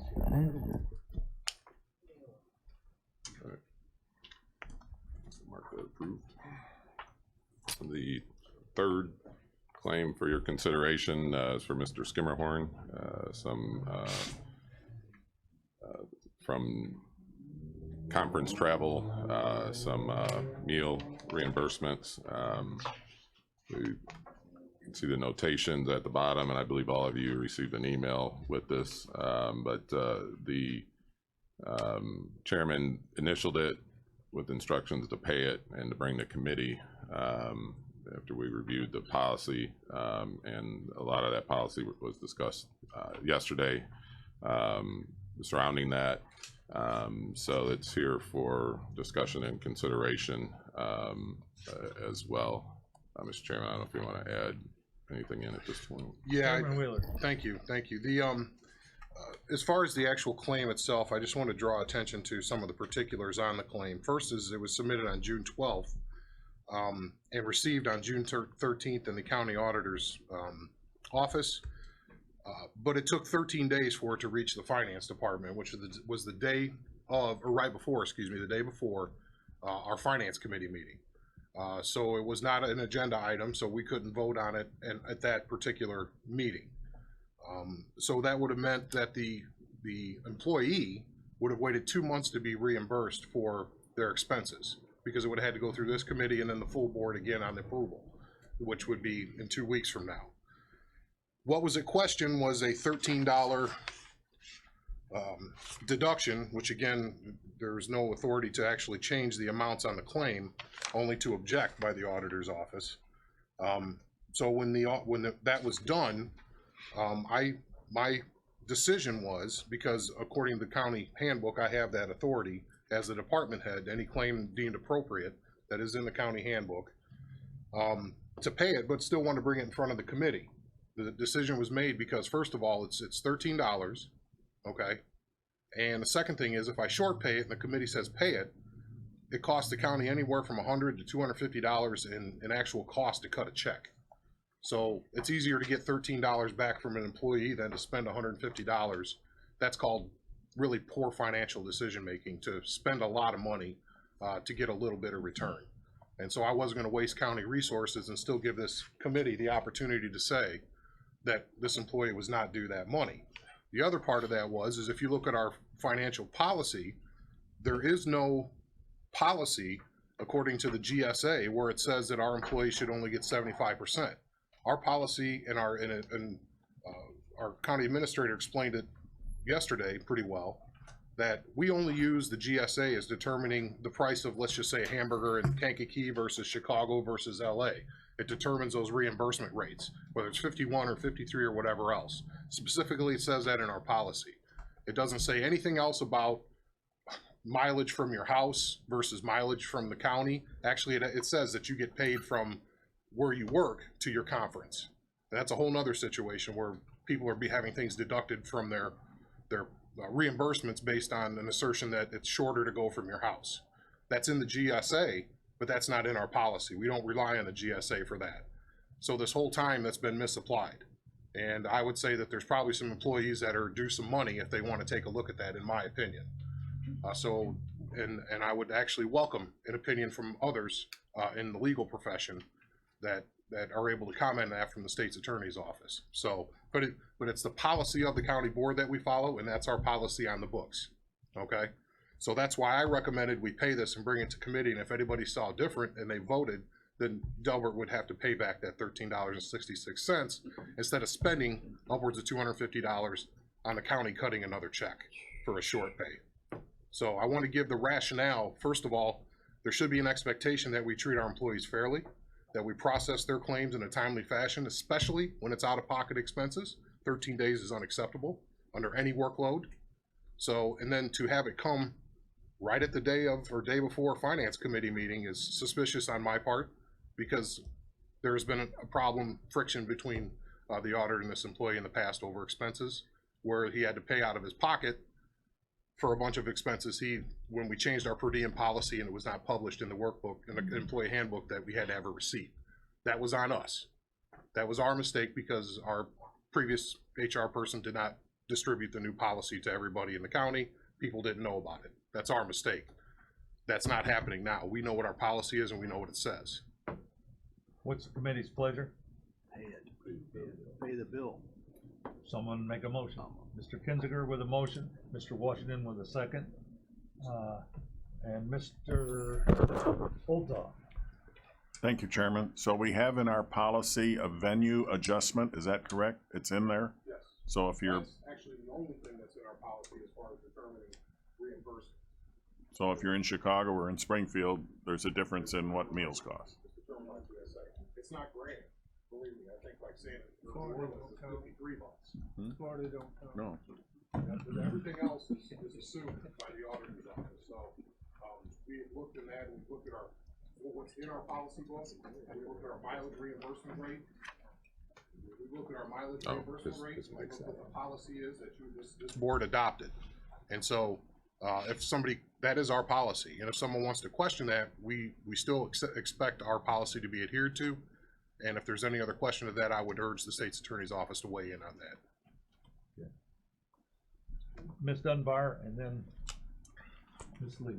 Thank you, Mr. Chairman. While I don't disagree with allowing Mr. Skimmerhorn to keep his $13.67, I would point out, and I think 13 days is probably a long time for something to get processed, but I would also point out that Mr. Skimmerhorn waited 2 months to submit the claim. The claim was from April 13th, and the date on his claim is June 12th.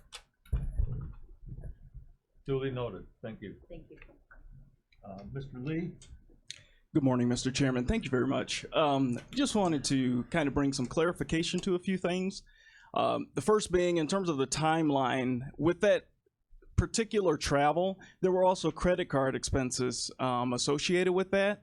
And so you have to put them both together to make sure that you're not over the allocated amounts and so forth. So we do apologize that there was a delay, but when you charge the county credit card and you pay for personal expenditures, then personal expenses out of your pocket, we do have to compare the two, and obviously the transaction cycle with the credit cards and the statements and all of that have to take place. So just to note that, but I would draw your attention to the county policy where it says daily non-cumulative per diem. This allotment is prorated up to half the daily per diem. The employee will receive the per diem for Kankakee County, comma, set by the General Services Administration, comma, not is in bold, the destination venue.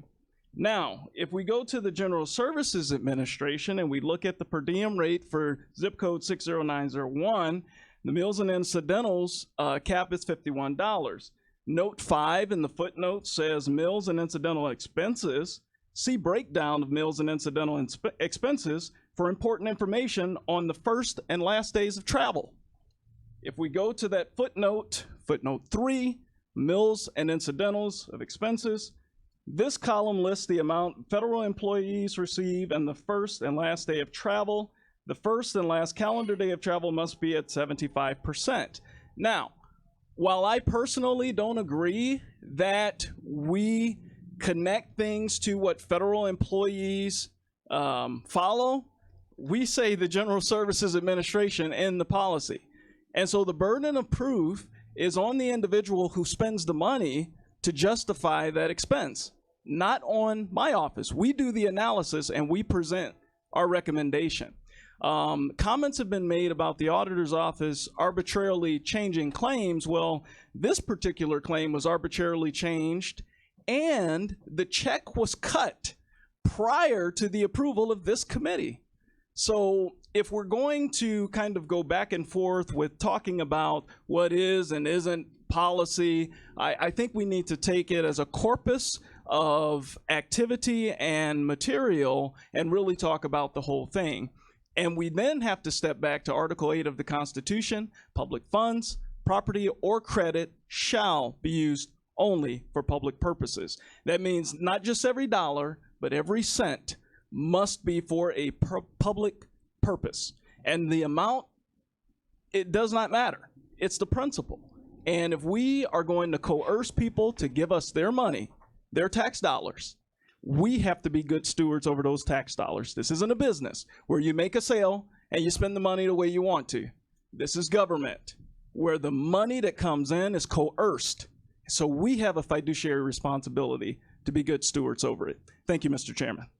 Mr. Chairman, I have a follow-up, Mr. Lee. I just want to make sure I'm under the correct impression of, well, I'll go ahead and state our policy. Our policy states that you have to have a receipt for any of those expenses, you know, a proper receipt with the amounts on it. And also you have to have the itinerary for whatever event you're going to.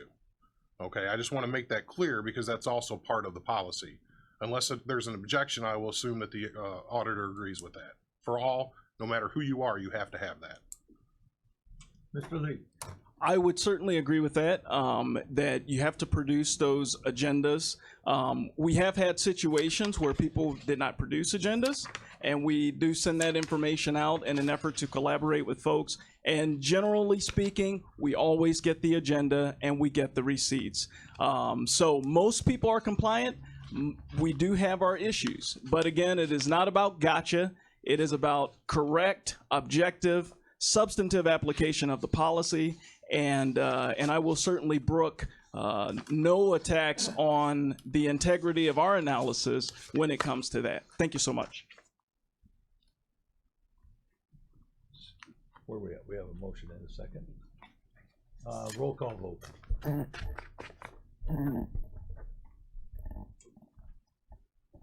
Mr. Legess. Aye. Mr. Vickery. Aye. Mr. Washington. Aye. Mr. Hildebrand. Aye. Ms. Weber. Ms. Dunbar. Mr. Kinzinger. Mr. Wheeler. Aye. Motion carries. Okay, now where we at? We'll go back to miscellaneous. Miscellaneous cash is no vote, fund balance is a discussion, so I think we're done with the votes at this point. Okay, You agree? I think we're done with the vote on finance. Yeah, let me Yeah, make please. sure here. Yeah, just on finance. Do the monthly. I tell you claims. what, can we amend the agenda so you come back and we do fund balance and all of that to get the voting things out of the way? All right. So moved. Second? Okay. So we should probably do, Ms. Dunbar with a motion. And second? we have a second here with Hildebrand. Sorry about the hodgepodge, Steve. All in favor signify by saying aye. Aye. All opposed? Motion Nay. carries. Sorry, aye, whatever. We're going to sheriff. Yeah, we had to do sheriff on the hiring of deputies.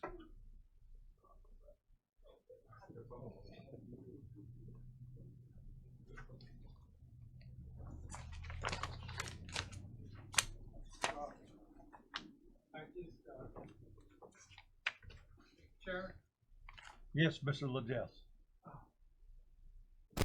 I'm the party of the first part that has the doctor's appointment. I changed it, so Very good. I pushed myself back, so you don't have to. Well, thank you. Thank you. Yeah. Good morning. Oh, good morning. Is it still morning? I guess we can proceed then with this whole agenda. Right, and then maybe bring Steve back, Yeah. at Want the Steve end. back up? Yeah, at the end. No, you're good, yeah. We'll finish with you and then we'll go back to Steve. All right. So good morning. As far as the first item on the agenda, the update, a couple things to, just for your information. ICE is still going very well. But again, as I said to the Criminal Justice Committee, it's not just ICE. Our numbers of U.S. Marshal inmates has risen significantly, which has obviously helped us. So we continue, and I do the same thing. We continue to refer to ICE, and I'm trying to get myself to just refer to out-of-county revenue as opposed to just ICE or U.S. Marshal or Cook County. So that is going very well. We are, as you saw in Steve's report, back in May, I believe we were at 959,000. In June, which is a day less than July, for those of you, 30 days has September, April, June, and November. So 30 days in June, we were at 914,000, and we're averaging about $31,000 a day. So if you take the 914 plus the 30, you're up to around 945. So that's where that number is off. Right now, as of today, if our numbers stay anywhere relatively close to where they're at, July will be around 980,000. So our numbers are significantly improving, And I think that's reflected in Steve's report. One side note, our locals are increasing. So obviously that's our first responsibility, is to our locals, and whatever happens locally, we are certainly responsible for them. So I just want to remind the committee that, you know, as I've told both committees before, we are turning out-of-county inmates and detainees away, because we're not going to put the inmates and detainees and our staff in a situation where it could be bad for either our staff or the inmates or detainees. We do have a responsibility to keep everybody safe. So, but you should know that we have turned people away. Our deputies, for those of you that have seen any advertisement out there, there hasn't been much, but they are out today. Today is Illinois Speed Awareness Day. So if you're speeding, just be aware of it.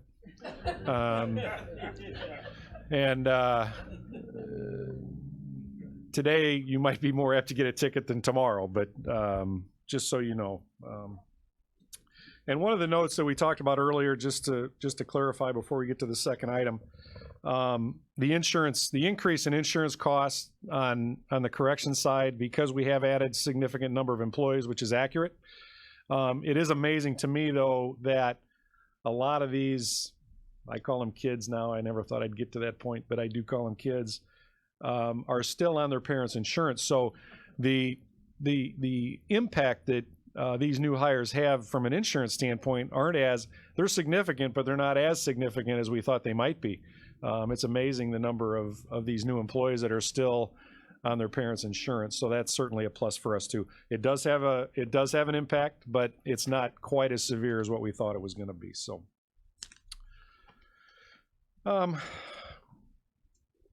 any questions on those? The second and final thing on my agenda is the hiring of deputies. As has been presented to this committee, was referred back to criminal justice, and then was voted to come back to this committee. Nothing has really changed between the last finance meeting, the criminal justice meeting, and then this finance meeting. So I don't know if you want me to continue to talk about similar things that we talked about last month. I can certainly remind this committee and those here in attendance about it. You know, we have indicated through all of our financial information that we have that, you know, with this program and the way it's going now, and it's probably a bigger number now, but, you know, we are saving our taxpayers at least $4.4 million a year in what it would cost to run our own jail without these inmates and detainees. And what I'm asking for, and I, you know, again, I didn't ask for 12 to start tomorrow. I've asked for 12 over a 3-year period that will get us to a more workable number, not only so that we can better do our job, but that we can keep our community safe and keep our staff safe.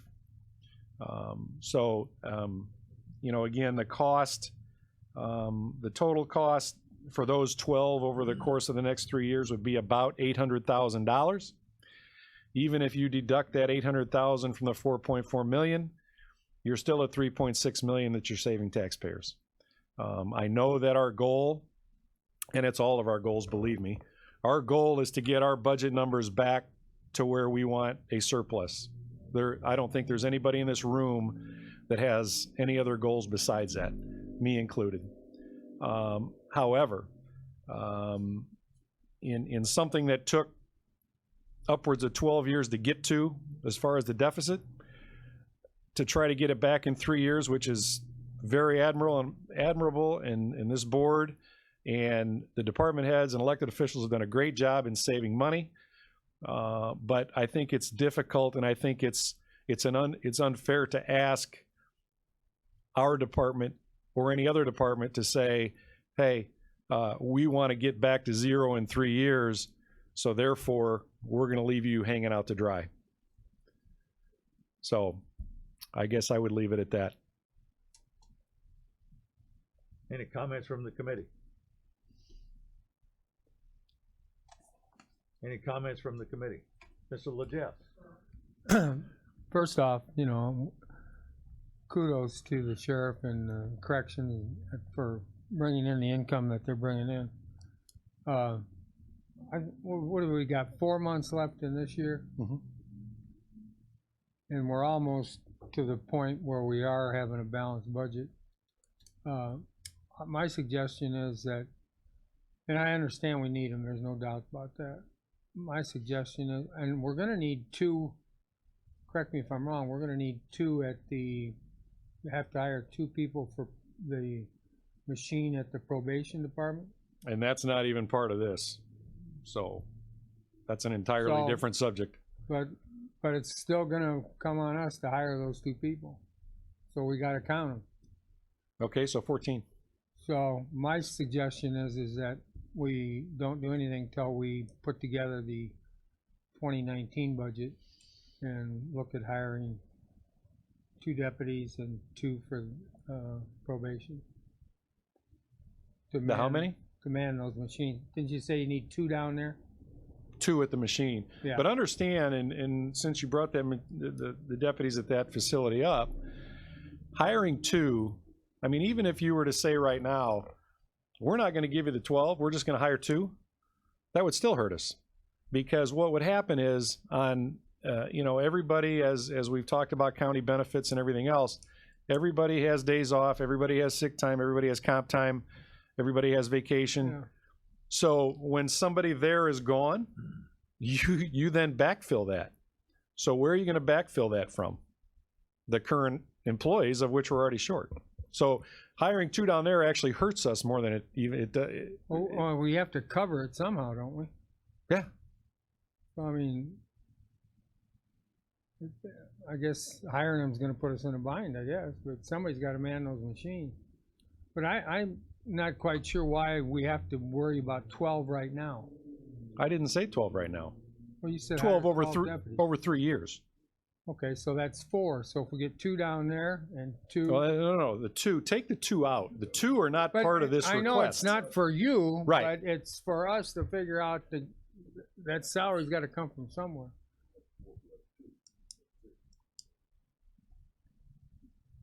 Ms. Dunbar? Thank you, Mr. Chairman. Sheriff, it would be helpful to have something on paper that says this is exactly what you're asking for. And I know we've talked about it in criminal justice. And finance last month. And finance, yep. To say I want this many deputies this year at this cost, this many next year at this cost, just to see how it all breaks out rather than just talking about it. Does that make sense?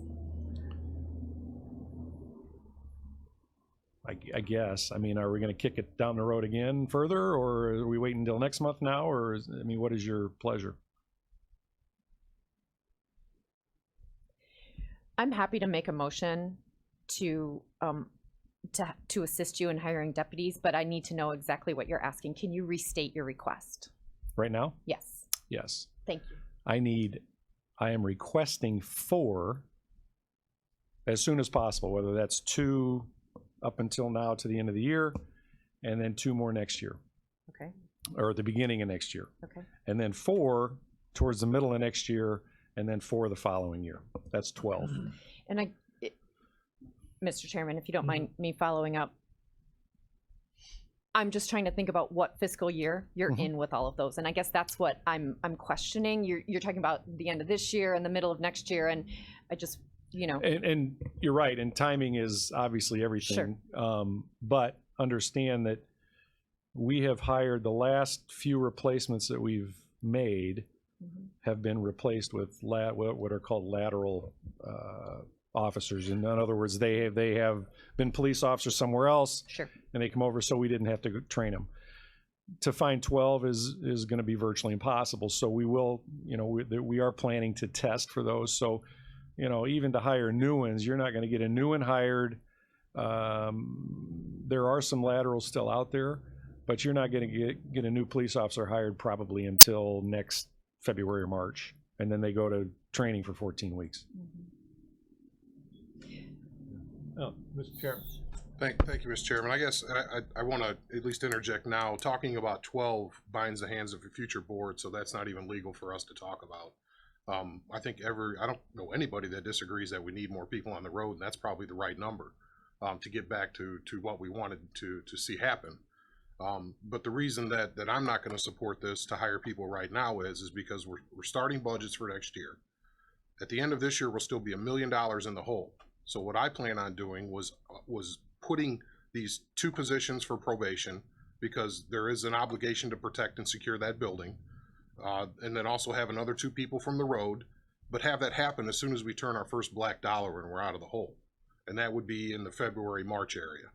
Okay, and then hire 2 more patrol then and build it into the budget, because you can't go spending money before you have the money. That's how we got into this situation. Okay, and that's what I was going to propose to this committee, that we say, yes, we're going to do this. You have our psychological commitment, I guess, to do that over the course of the next few years to get back to that number. But to come in and first, you can't bind the future boards. The second thing is you can't spend money before you have it. That would be irresponsible. Now, the conversations that I've had with probation, and probation has had with the chief judge, and also the probation has been keeping the sheriff in tune with what they expect as far as security in that building. Okay, so we know that we need people there, whether it's we approach retired deputies who may want to keep their toe in the water, or have part-timers over there. That solution can present itself and can be talked about. Next month, we're bringing budgets back to this committee for everybody. But I think it would be irresponsible just to throw everything on the table and say, well, it looks like we're going to have money, so let's just start spending it now. Because it's not just the deputies we're talking about. They know, and I've talked to them, they have my commitment to do everything I can to keep them safe and to keep more people on the road. So that's just, my word means something, so we're going to go down that road. But then we also have requests in front of us for another person for second shift maintenance out at the jail, because we have a lot of overtime and that employee's being worked to death. That is going to happen in a budget. We're also going to have 2 people for the circuit clerk's office, because they're way behind on caseload. I'm going to present that to you in a budget. But we can't just go hiring people because we think we're going to have money next year. When we do, it'll be in the budget and we can pull the trigger. That was going to be my motion and recommendation. So if you agree with that, that's what I would prefer we do. And then it's being fair to everybody concerned and the taxpayers who would sit here and watch us spending money we don't have yet. I mean, I would just say, you guys just voted on a motion to spend $25,000. Up to 25. And proudly voted on that, by the way. And we gave money you don't have. $23,000 for an x-ray machine that you asked for and we gave you. And we've given and we've given and we've given. And now you come in and ask for 12 people and try to bully the board with that and threaten to take your ball home like you have repetitively over the years. What? Why do we even do ICE? Why? Exactly. Because people need it and expect it to have jobs here.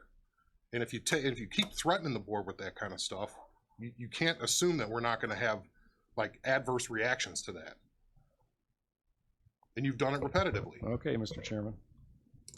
Mr. Kinzinger? Usually when In there, there, Mike. usually when there's an impasse, I listen to Ms. Dunbar's statements, which made good sense. I listen to his statements, make good sense. The first thing I propose is a compromise in which this committee consider 2 employees in this budget. It's a very small portion of the total, and we compromise and do something rather than sending the sheriff back with nothing again and sending him in a circle. Did we have a motion on this? No, there's nothing on the floor. No motion, okay. Is this a motion, Mr. Kinzinger? I'll move that we do that. Yeah, and the motion is to add 2 into this year's budget? Yes. For clarification, is that for the annex or is that for? I'm leaving that alone. You said that's not part of the conversation. Okay. What is the motion? Motion is to add 2 deputies into this year's budget. Into this year's budget. The one that we just amended, that doesn't include them. Yeah. I'm gonna offset that with the income. Pardon? I will offset that with some of the income. That's a motion. What's the committee's pleasure? Is there a second? Is there a second? Is there a second? That's, yeah.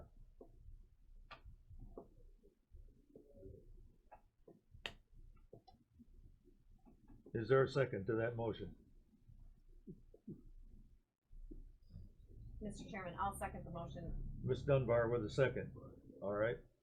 We're gonna spend money, so we'll do a roll call vote. But I have a question if you Okay. would Sure.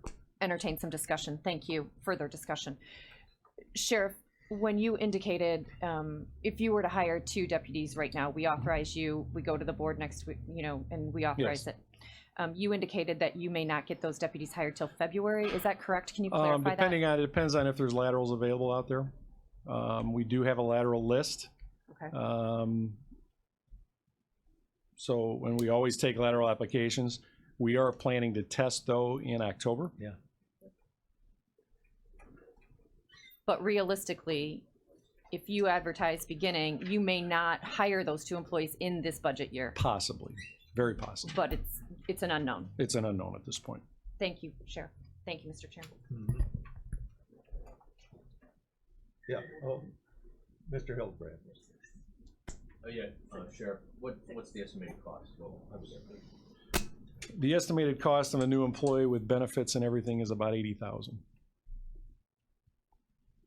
So if somebody gets hired by September, you're talking 2 months worth of salary in 2018 budget. Thank you. Oh, Mr. Legess. I just want to clarify, I'm not against hiring deputies. What I think the prudent thing to do is to balance the budget, get us out of the hole, and then live within the budget that we have. And that would be to hire them in the next budget year. I just, and I understand where the money's coming from, and you know, there's no doubt. And the other thing that scares me is the climate in Washington, and Mike knows this, you know, we all know it, you know, things can change and go away. It happened to us before. And then we're back where we were, but we cross that when we get to it. But, you know, there's a lot of sentiment against ICE in the election in November. It's scary because the Democrats, you know, if they get in charge, they're gonna be more liberal than what we got now. But I still think if we get out of the hole, live within our budget, and hire then, I think it's the prudent thing to do. But I'm not against hiring, I'm just against when it takes place. Mr. Chairman. Thank you, Mr. Chairman. I just, 2 things I'd like to remind, and I actually completely and totally agree with Mr. Legess on this. We owe that support to both the people that are on the road and also the citizens that depend on them. And if we plan for it and commit to it and follow through on it, that's the best thing we can possibly do. I'd like to draw attention to 2 things. First of all, in your packet is a resolution of the county board from 2013 that established our guidelines on a fund balance. And we had a certain amount of time to get to that fund balance as part of our fiscal policy. Part of that is, and that's our general fund balance. That's not all of our funds together. Okay, so we established that in 2013, and we're still bound by that resolution. That's in your packet. This action goes against that very principle of establishing a fund balance. The second thing is don't forget that we've authorized about $400,000 in vehicles over the next 3 years. So it's not like we're leaving the sheriff's department high and dry, and we even said start to get prices on buses so we can figure out how to maintain and keep that wheel greased, if you will. So I don't want any misconception that we're sticking it to the sheriff's department and they're bringing in all this money and we're doing nothing for them. But we're doing everything we possibly can, and they are keeping the county going. You know, we have done our part as a board on the Will County deal, but that's pales in comparison to what the hard work of the people in corrections are doing. And so without that revenue, things look a whole lot different here.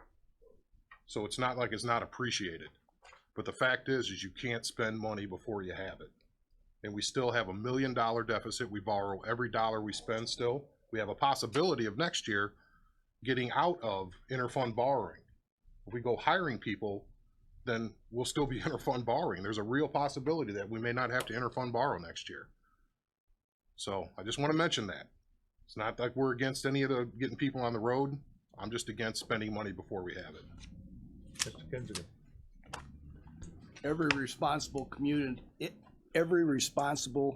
committee and board follows policies, and this particular policy was written in 2013, 5 years ago. It's a good policy. It is the goal of that committee in 2013, but there are times when you have to make decisions based on current conditions, not on policies adopted 5 years ago, when the policy itself says it is a goal, not a mandatory requirement, a goal.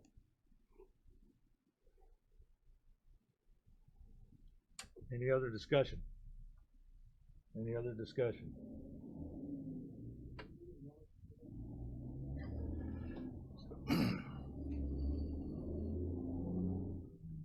The motion is to hire 2 deputies in this year's budget. I don't know how we're gonna pay for it, but that's the motion. And we have a motion and a second. Roll call vote. Mr. Legess? Mr. Vickery? Mr. Washington? Mr. Hildebrand? Aye. Ms. Weber? Ms. Dunbar? Mr. Kinzinger? Mr. Wheeler? Motion fails. What was it, count?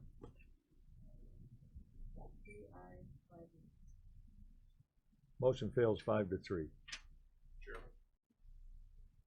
Those positions will be included in next year's budget, just so you know what we'll see next month. Okay. Okay.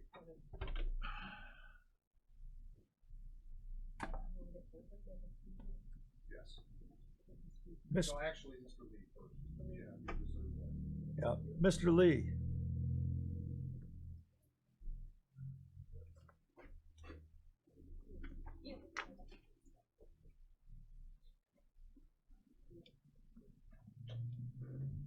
Let's see if we're all off.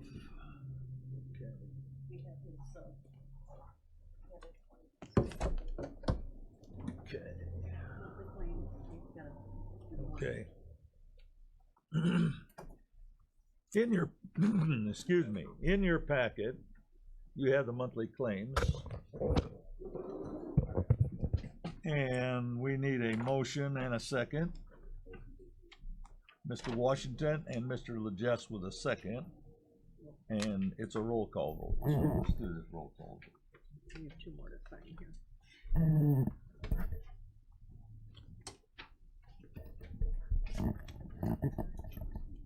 Mr. Legess. Mr. Vickery. Aye. Mr. Washington. Mr. Hildebrand. Ms. Weber. Ms. Dunbar. Mr. Kinzinger. Mr. Wheeler. Motion carries.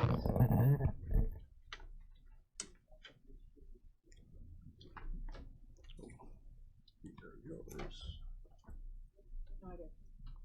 Already got 'em. Oh, you got them? Okay, all right. Okay. Well, good morning, everyone. Let me just start by saying I did change a few things with the report. I send a cover letter with some of our recommendations, some of our findings, some statistical data that we come up with, just to make things, to summarize things, and hopefully continue to enhance the quality and professionalism of the report. I will say that for the record, the recent vote for the travel piece with the $34.13 that went over the GSA allowable amount, just for the record, that vote does go counter to what the county board's policy is. And therefore, those who have followed the policy and those who follow it without fail and without question are basically being told that just do what you want and we'll vote to approve it anyway. So I strongly disagree with that. And I am okay with other people not agreeing with my position. The board has the prerogative to violate their own policy and to override my recommendation. But just know that that is what is happening. So anyway, you have the email and everything that we have provided. And, you know, I guess I'll take any questions. I see some extra packets here, so I'm assuming Chairman Wheeler has something in mind, so. Yeah, I can if there's no other questions. This was more informational for the committee. I asked the question earlier because I wanted to make sure that I was correct, even though our policy says it. I guess sometimes our policy is not what it says it is, I guess. So. No, but your policy doesn't apply to elected officials also, but go ahead, please. So when we look at the documentation required for a claim, I started seeing, you know, when we look at, you know, auditing standards and accounting standards, I went ahead and I pulled the claims for conferences for the auditor because I wanted to see if he was actually following his own guidelines. And what I found is he's not. So I want to at least bring it to this committee's attention.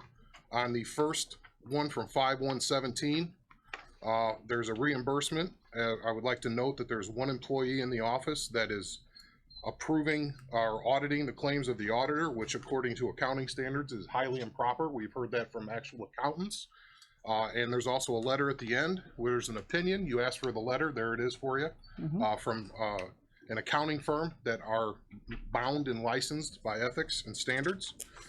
So if you look at the pizza receipt, there are no amounts on the receipt. So that is an improper receipt.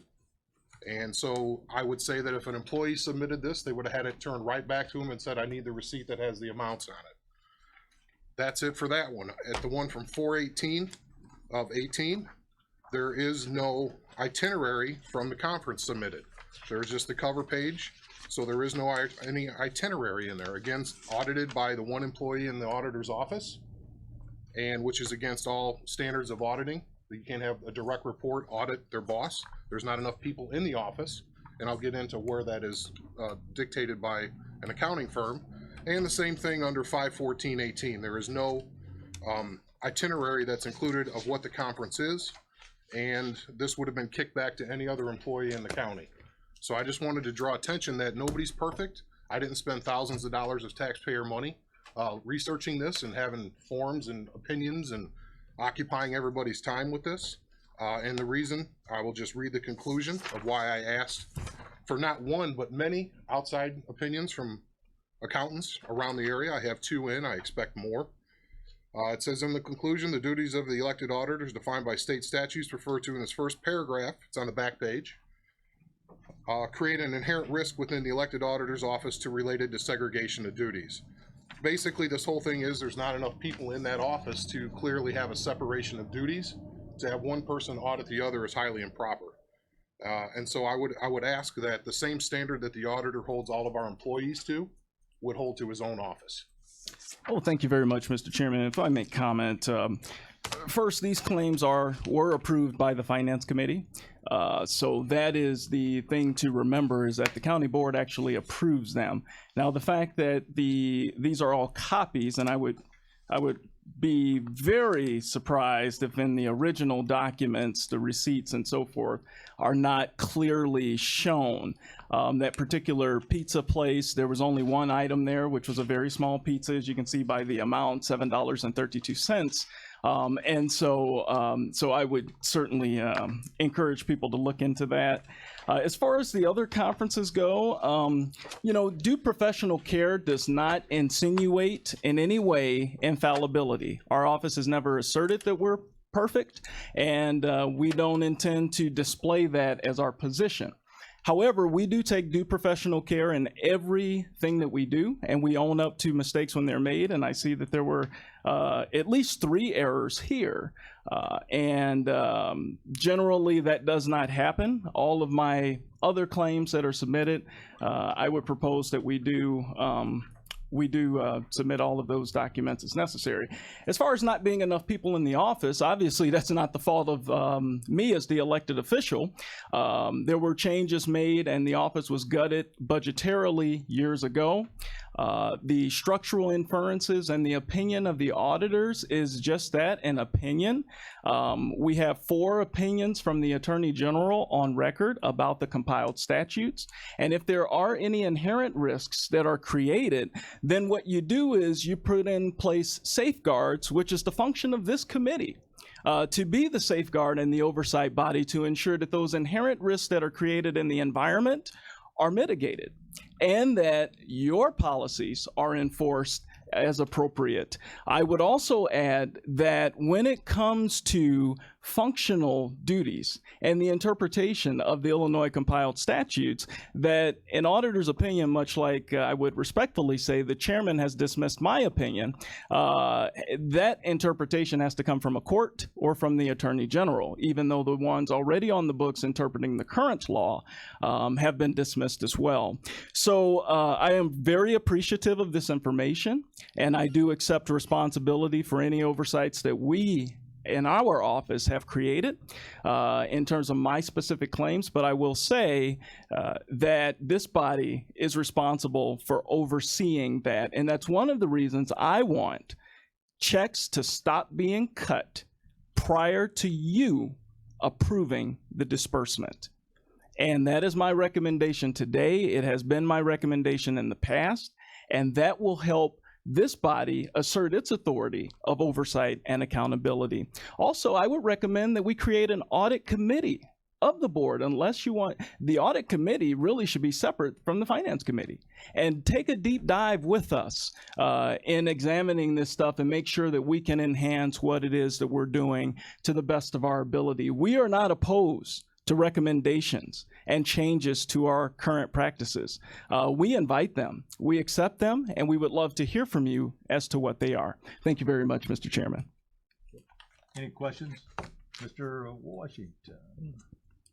I would appreciate it at this very moment that we cease this bickering back and forth. We are here to conduct the business of the county.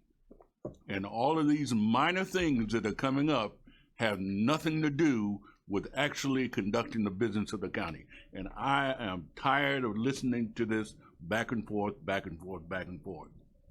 And when you say we gutted the office, we gutted everybody's office. So there's no difference in your office compared to the rest of the offices. They're all operating at a very low operational cost because we couldn't afford to do anything else. Any other comments? Ms. Dunbar. Thank you, Mr. Chairman. Mr. Washington, I second your assertion that we need to move beyond bickering. While I understand that politics are inherently full of confrontation, I think that this is not the place for this as we move toward a balanced budget, which Mr. Wheeler has led us through that process, and I think we're on a very good path. But I do want to support Mr. Lee's suggestion that we approve bills prior to them being paid.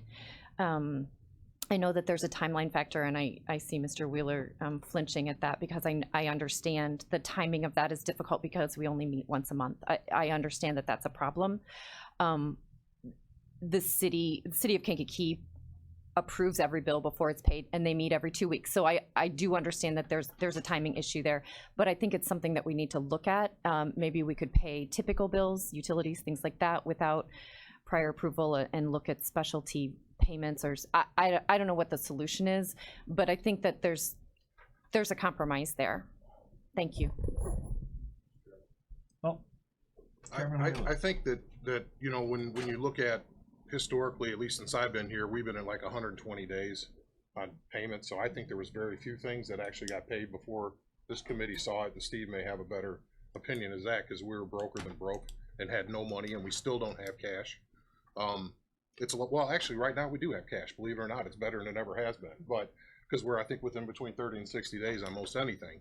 But I think what we're talking about is employee reimbursements would be the only ones that I see that are pretty applicable to that situation, because it seems like that's all that comes up as far as questionable. Credit card bills are already done, they're already paid for, so we have to pay those because of interest. So, but those always come back, and I believe, you know, like the sheriff situation, which was in the newspaper recently, which seems like a regular thing about these issues, for minor amounts, but any amount's important. I would say that we can't hold up payroll, we can't hold insurance payments, we can't hold up 911 payments, we can't hold up things like that. But for the most part, I think we're only talking about employee reimbursements and expenses. I think that's about it. So I don't necessarily think that's a bad thing, as long as we get those two on the Friday before finance so we can put them on the agenda. And it would help if those questions are separated out of the general stack, because we just get a big stack of paper and with sometimes notes we can't read on it. We don't know what the objection is. So we can get to that point for employee expenses out of pocket and other things like that, but most of the other stuff is within 30, 60 days. Yeah. That's my assertion with being into this and looking at these things. Any other comments? Questions? All right. Thank you, Mr. Chairman. And Mr. McCarty back.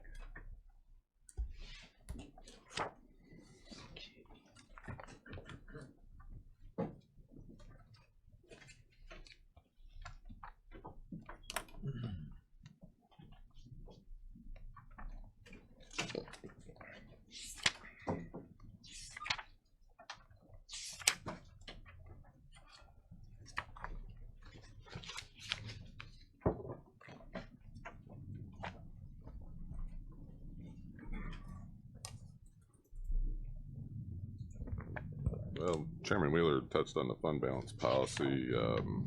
As far as the other miscellaneous reports, I don't know if there's any questions or the cash flow analysis. You know,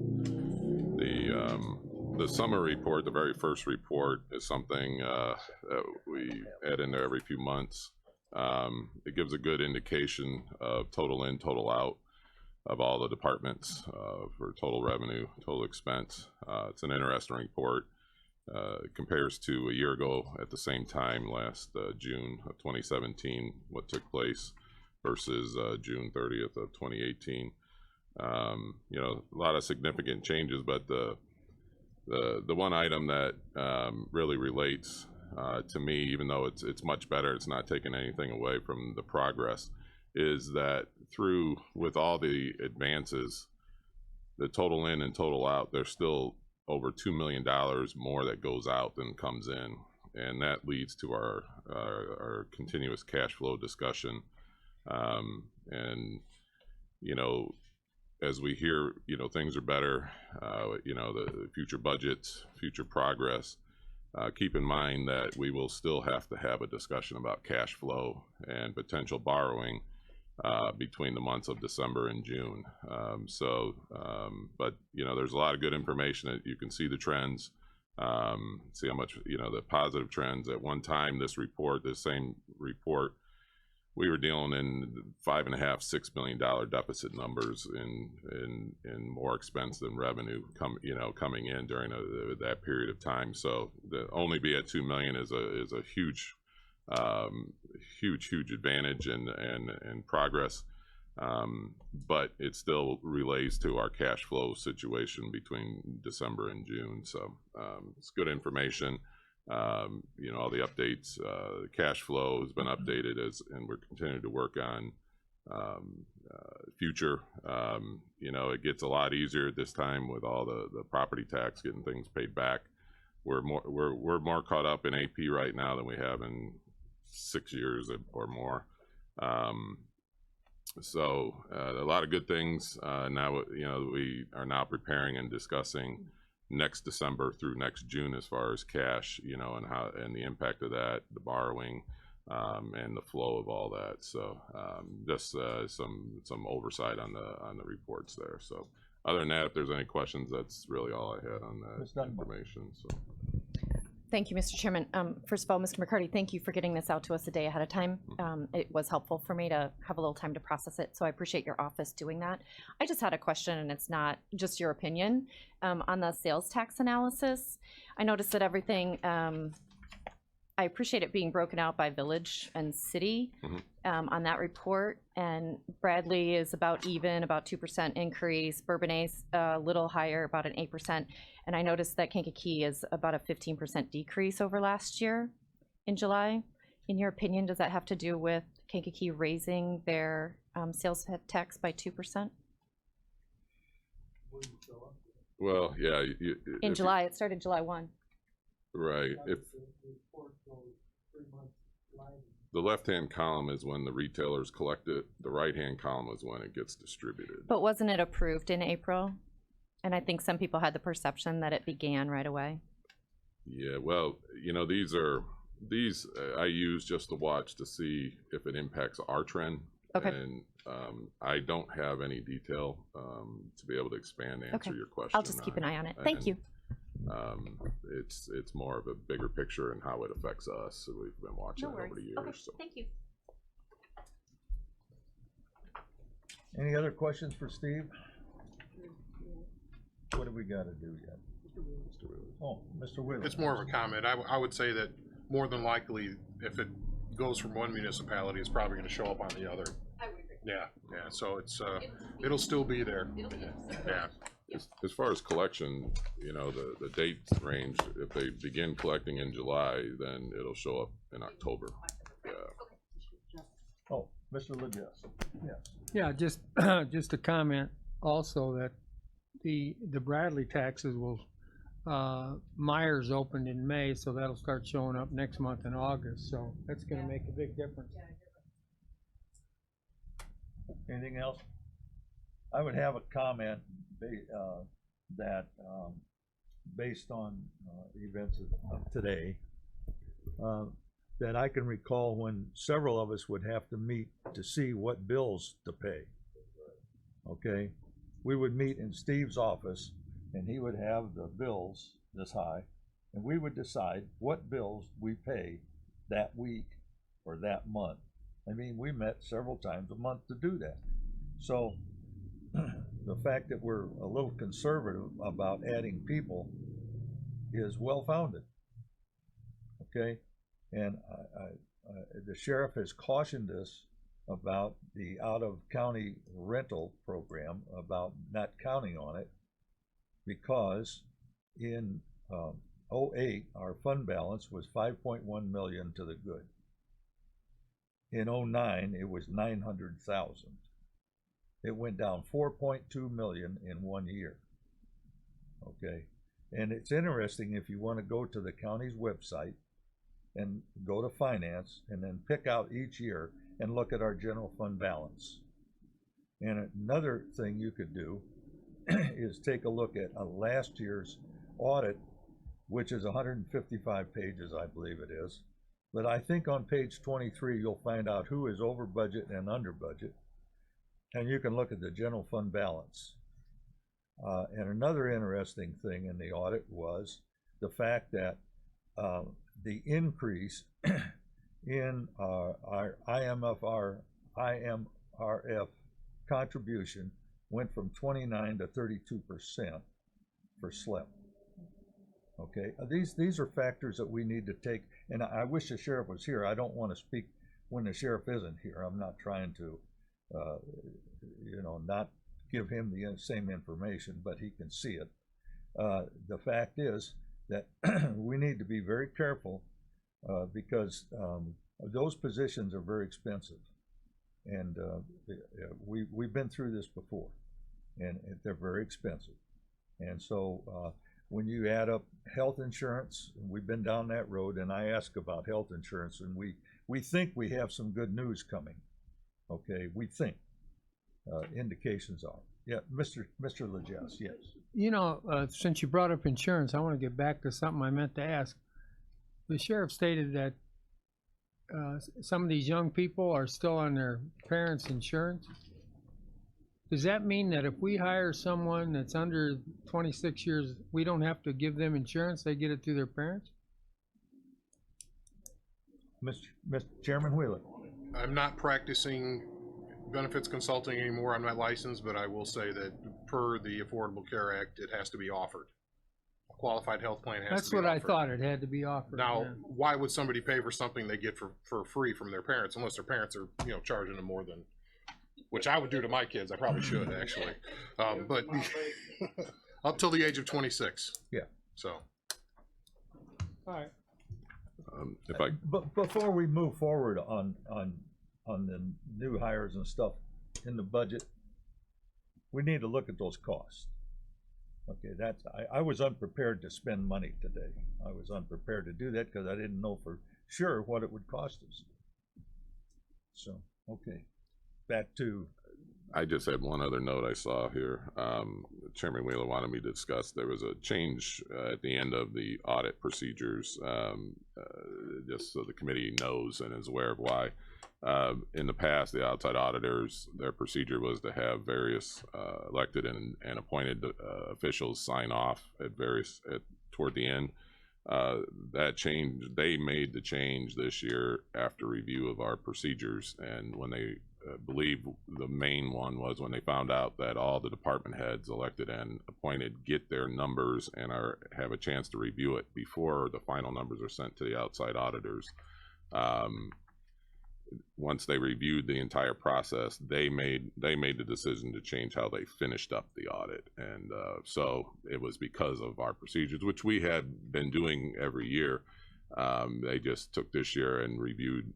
They take time to review different things every year, and that was one of them. That was one of the items, and so they made a decision on their own as how they finished up the audit. So if there was any questions, I just wanted to share that with the committee. So.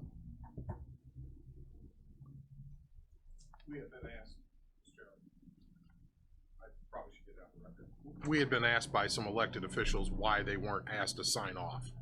That is I why. see. Okay. Some felt slighted that they didn't, you know, get to sign their name on something. So that's why I asked Steve to tell the committee that. Okay, any other questions for Steve? Okay. Other business? We have any other business? Any old business? Any old business? Any new business? Mr. Legess? Ms. Dunbar with a second. All in favor? This meeting is adjourned.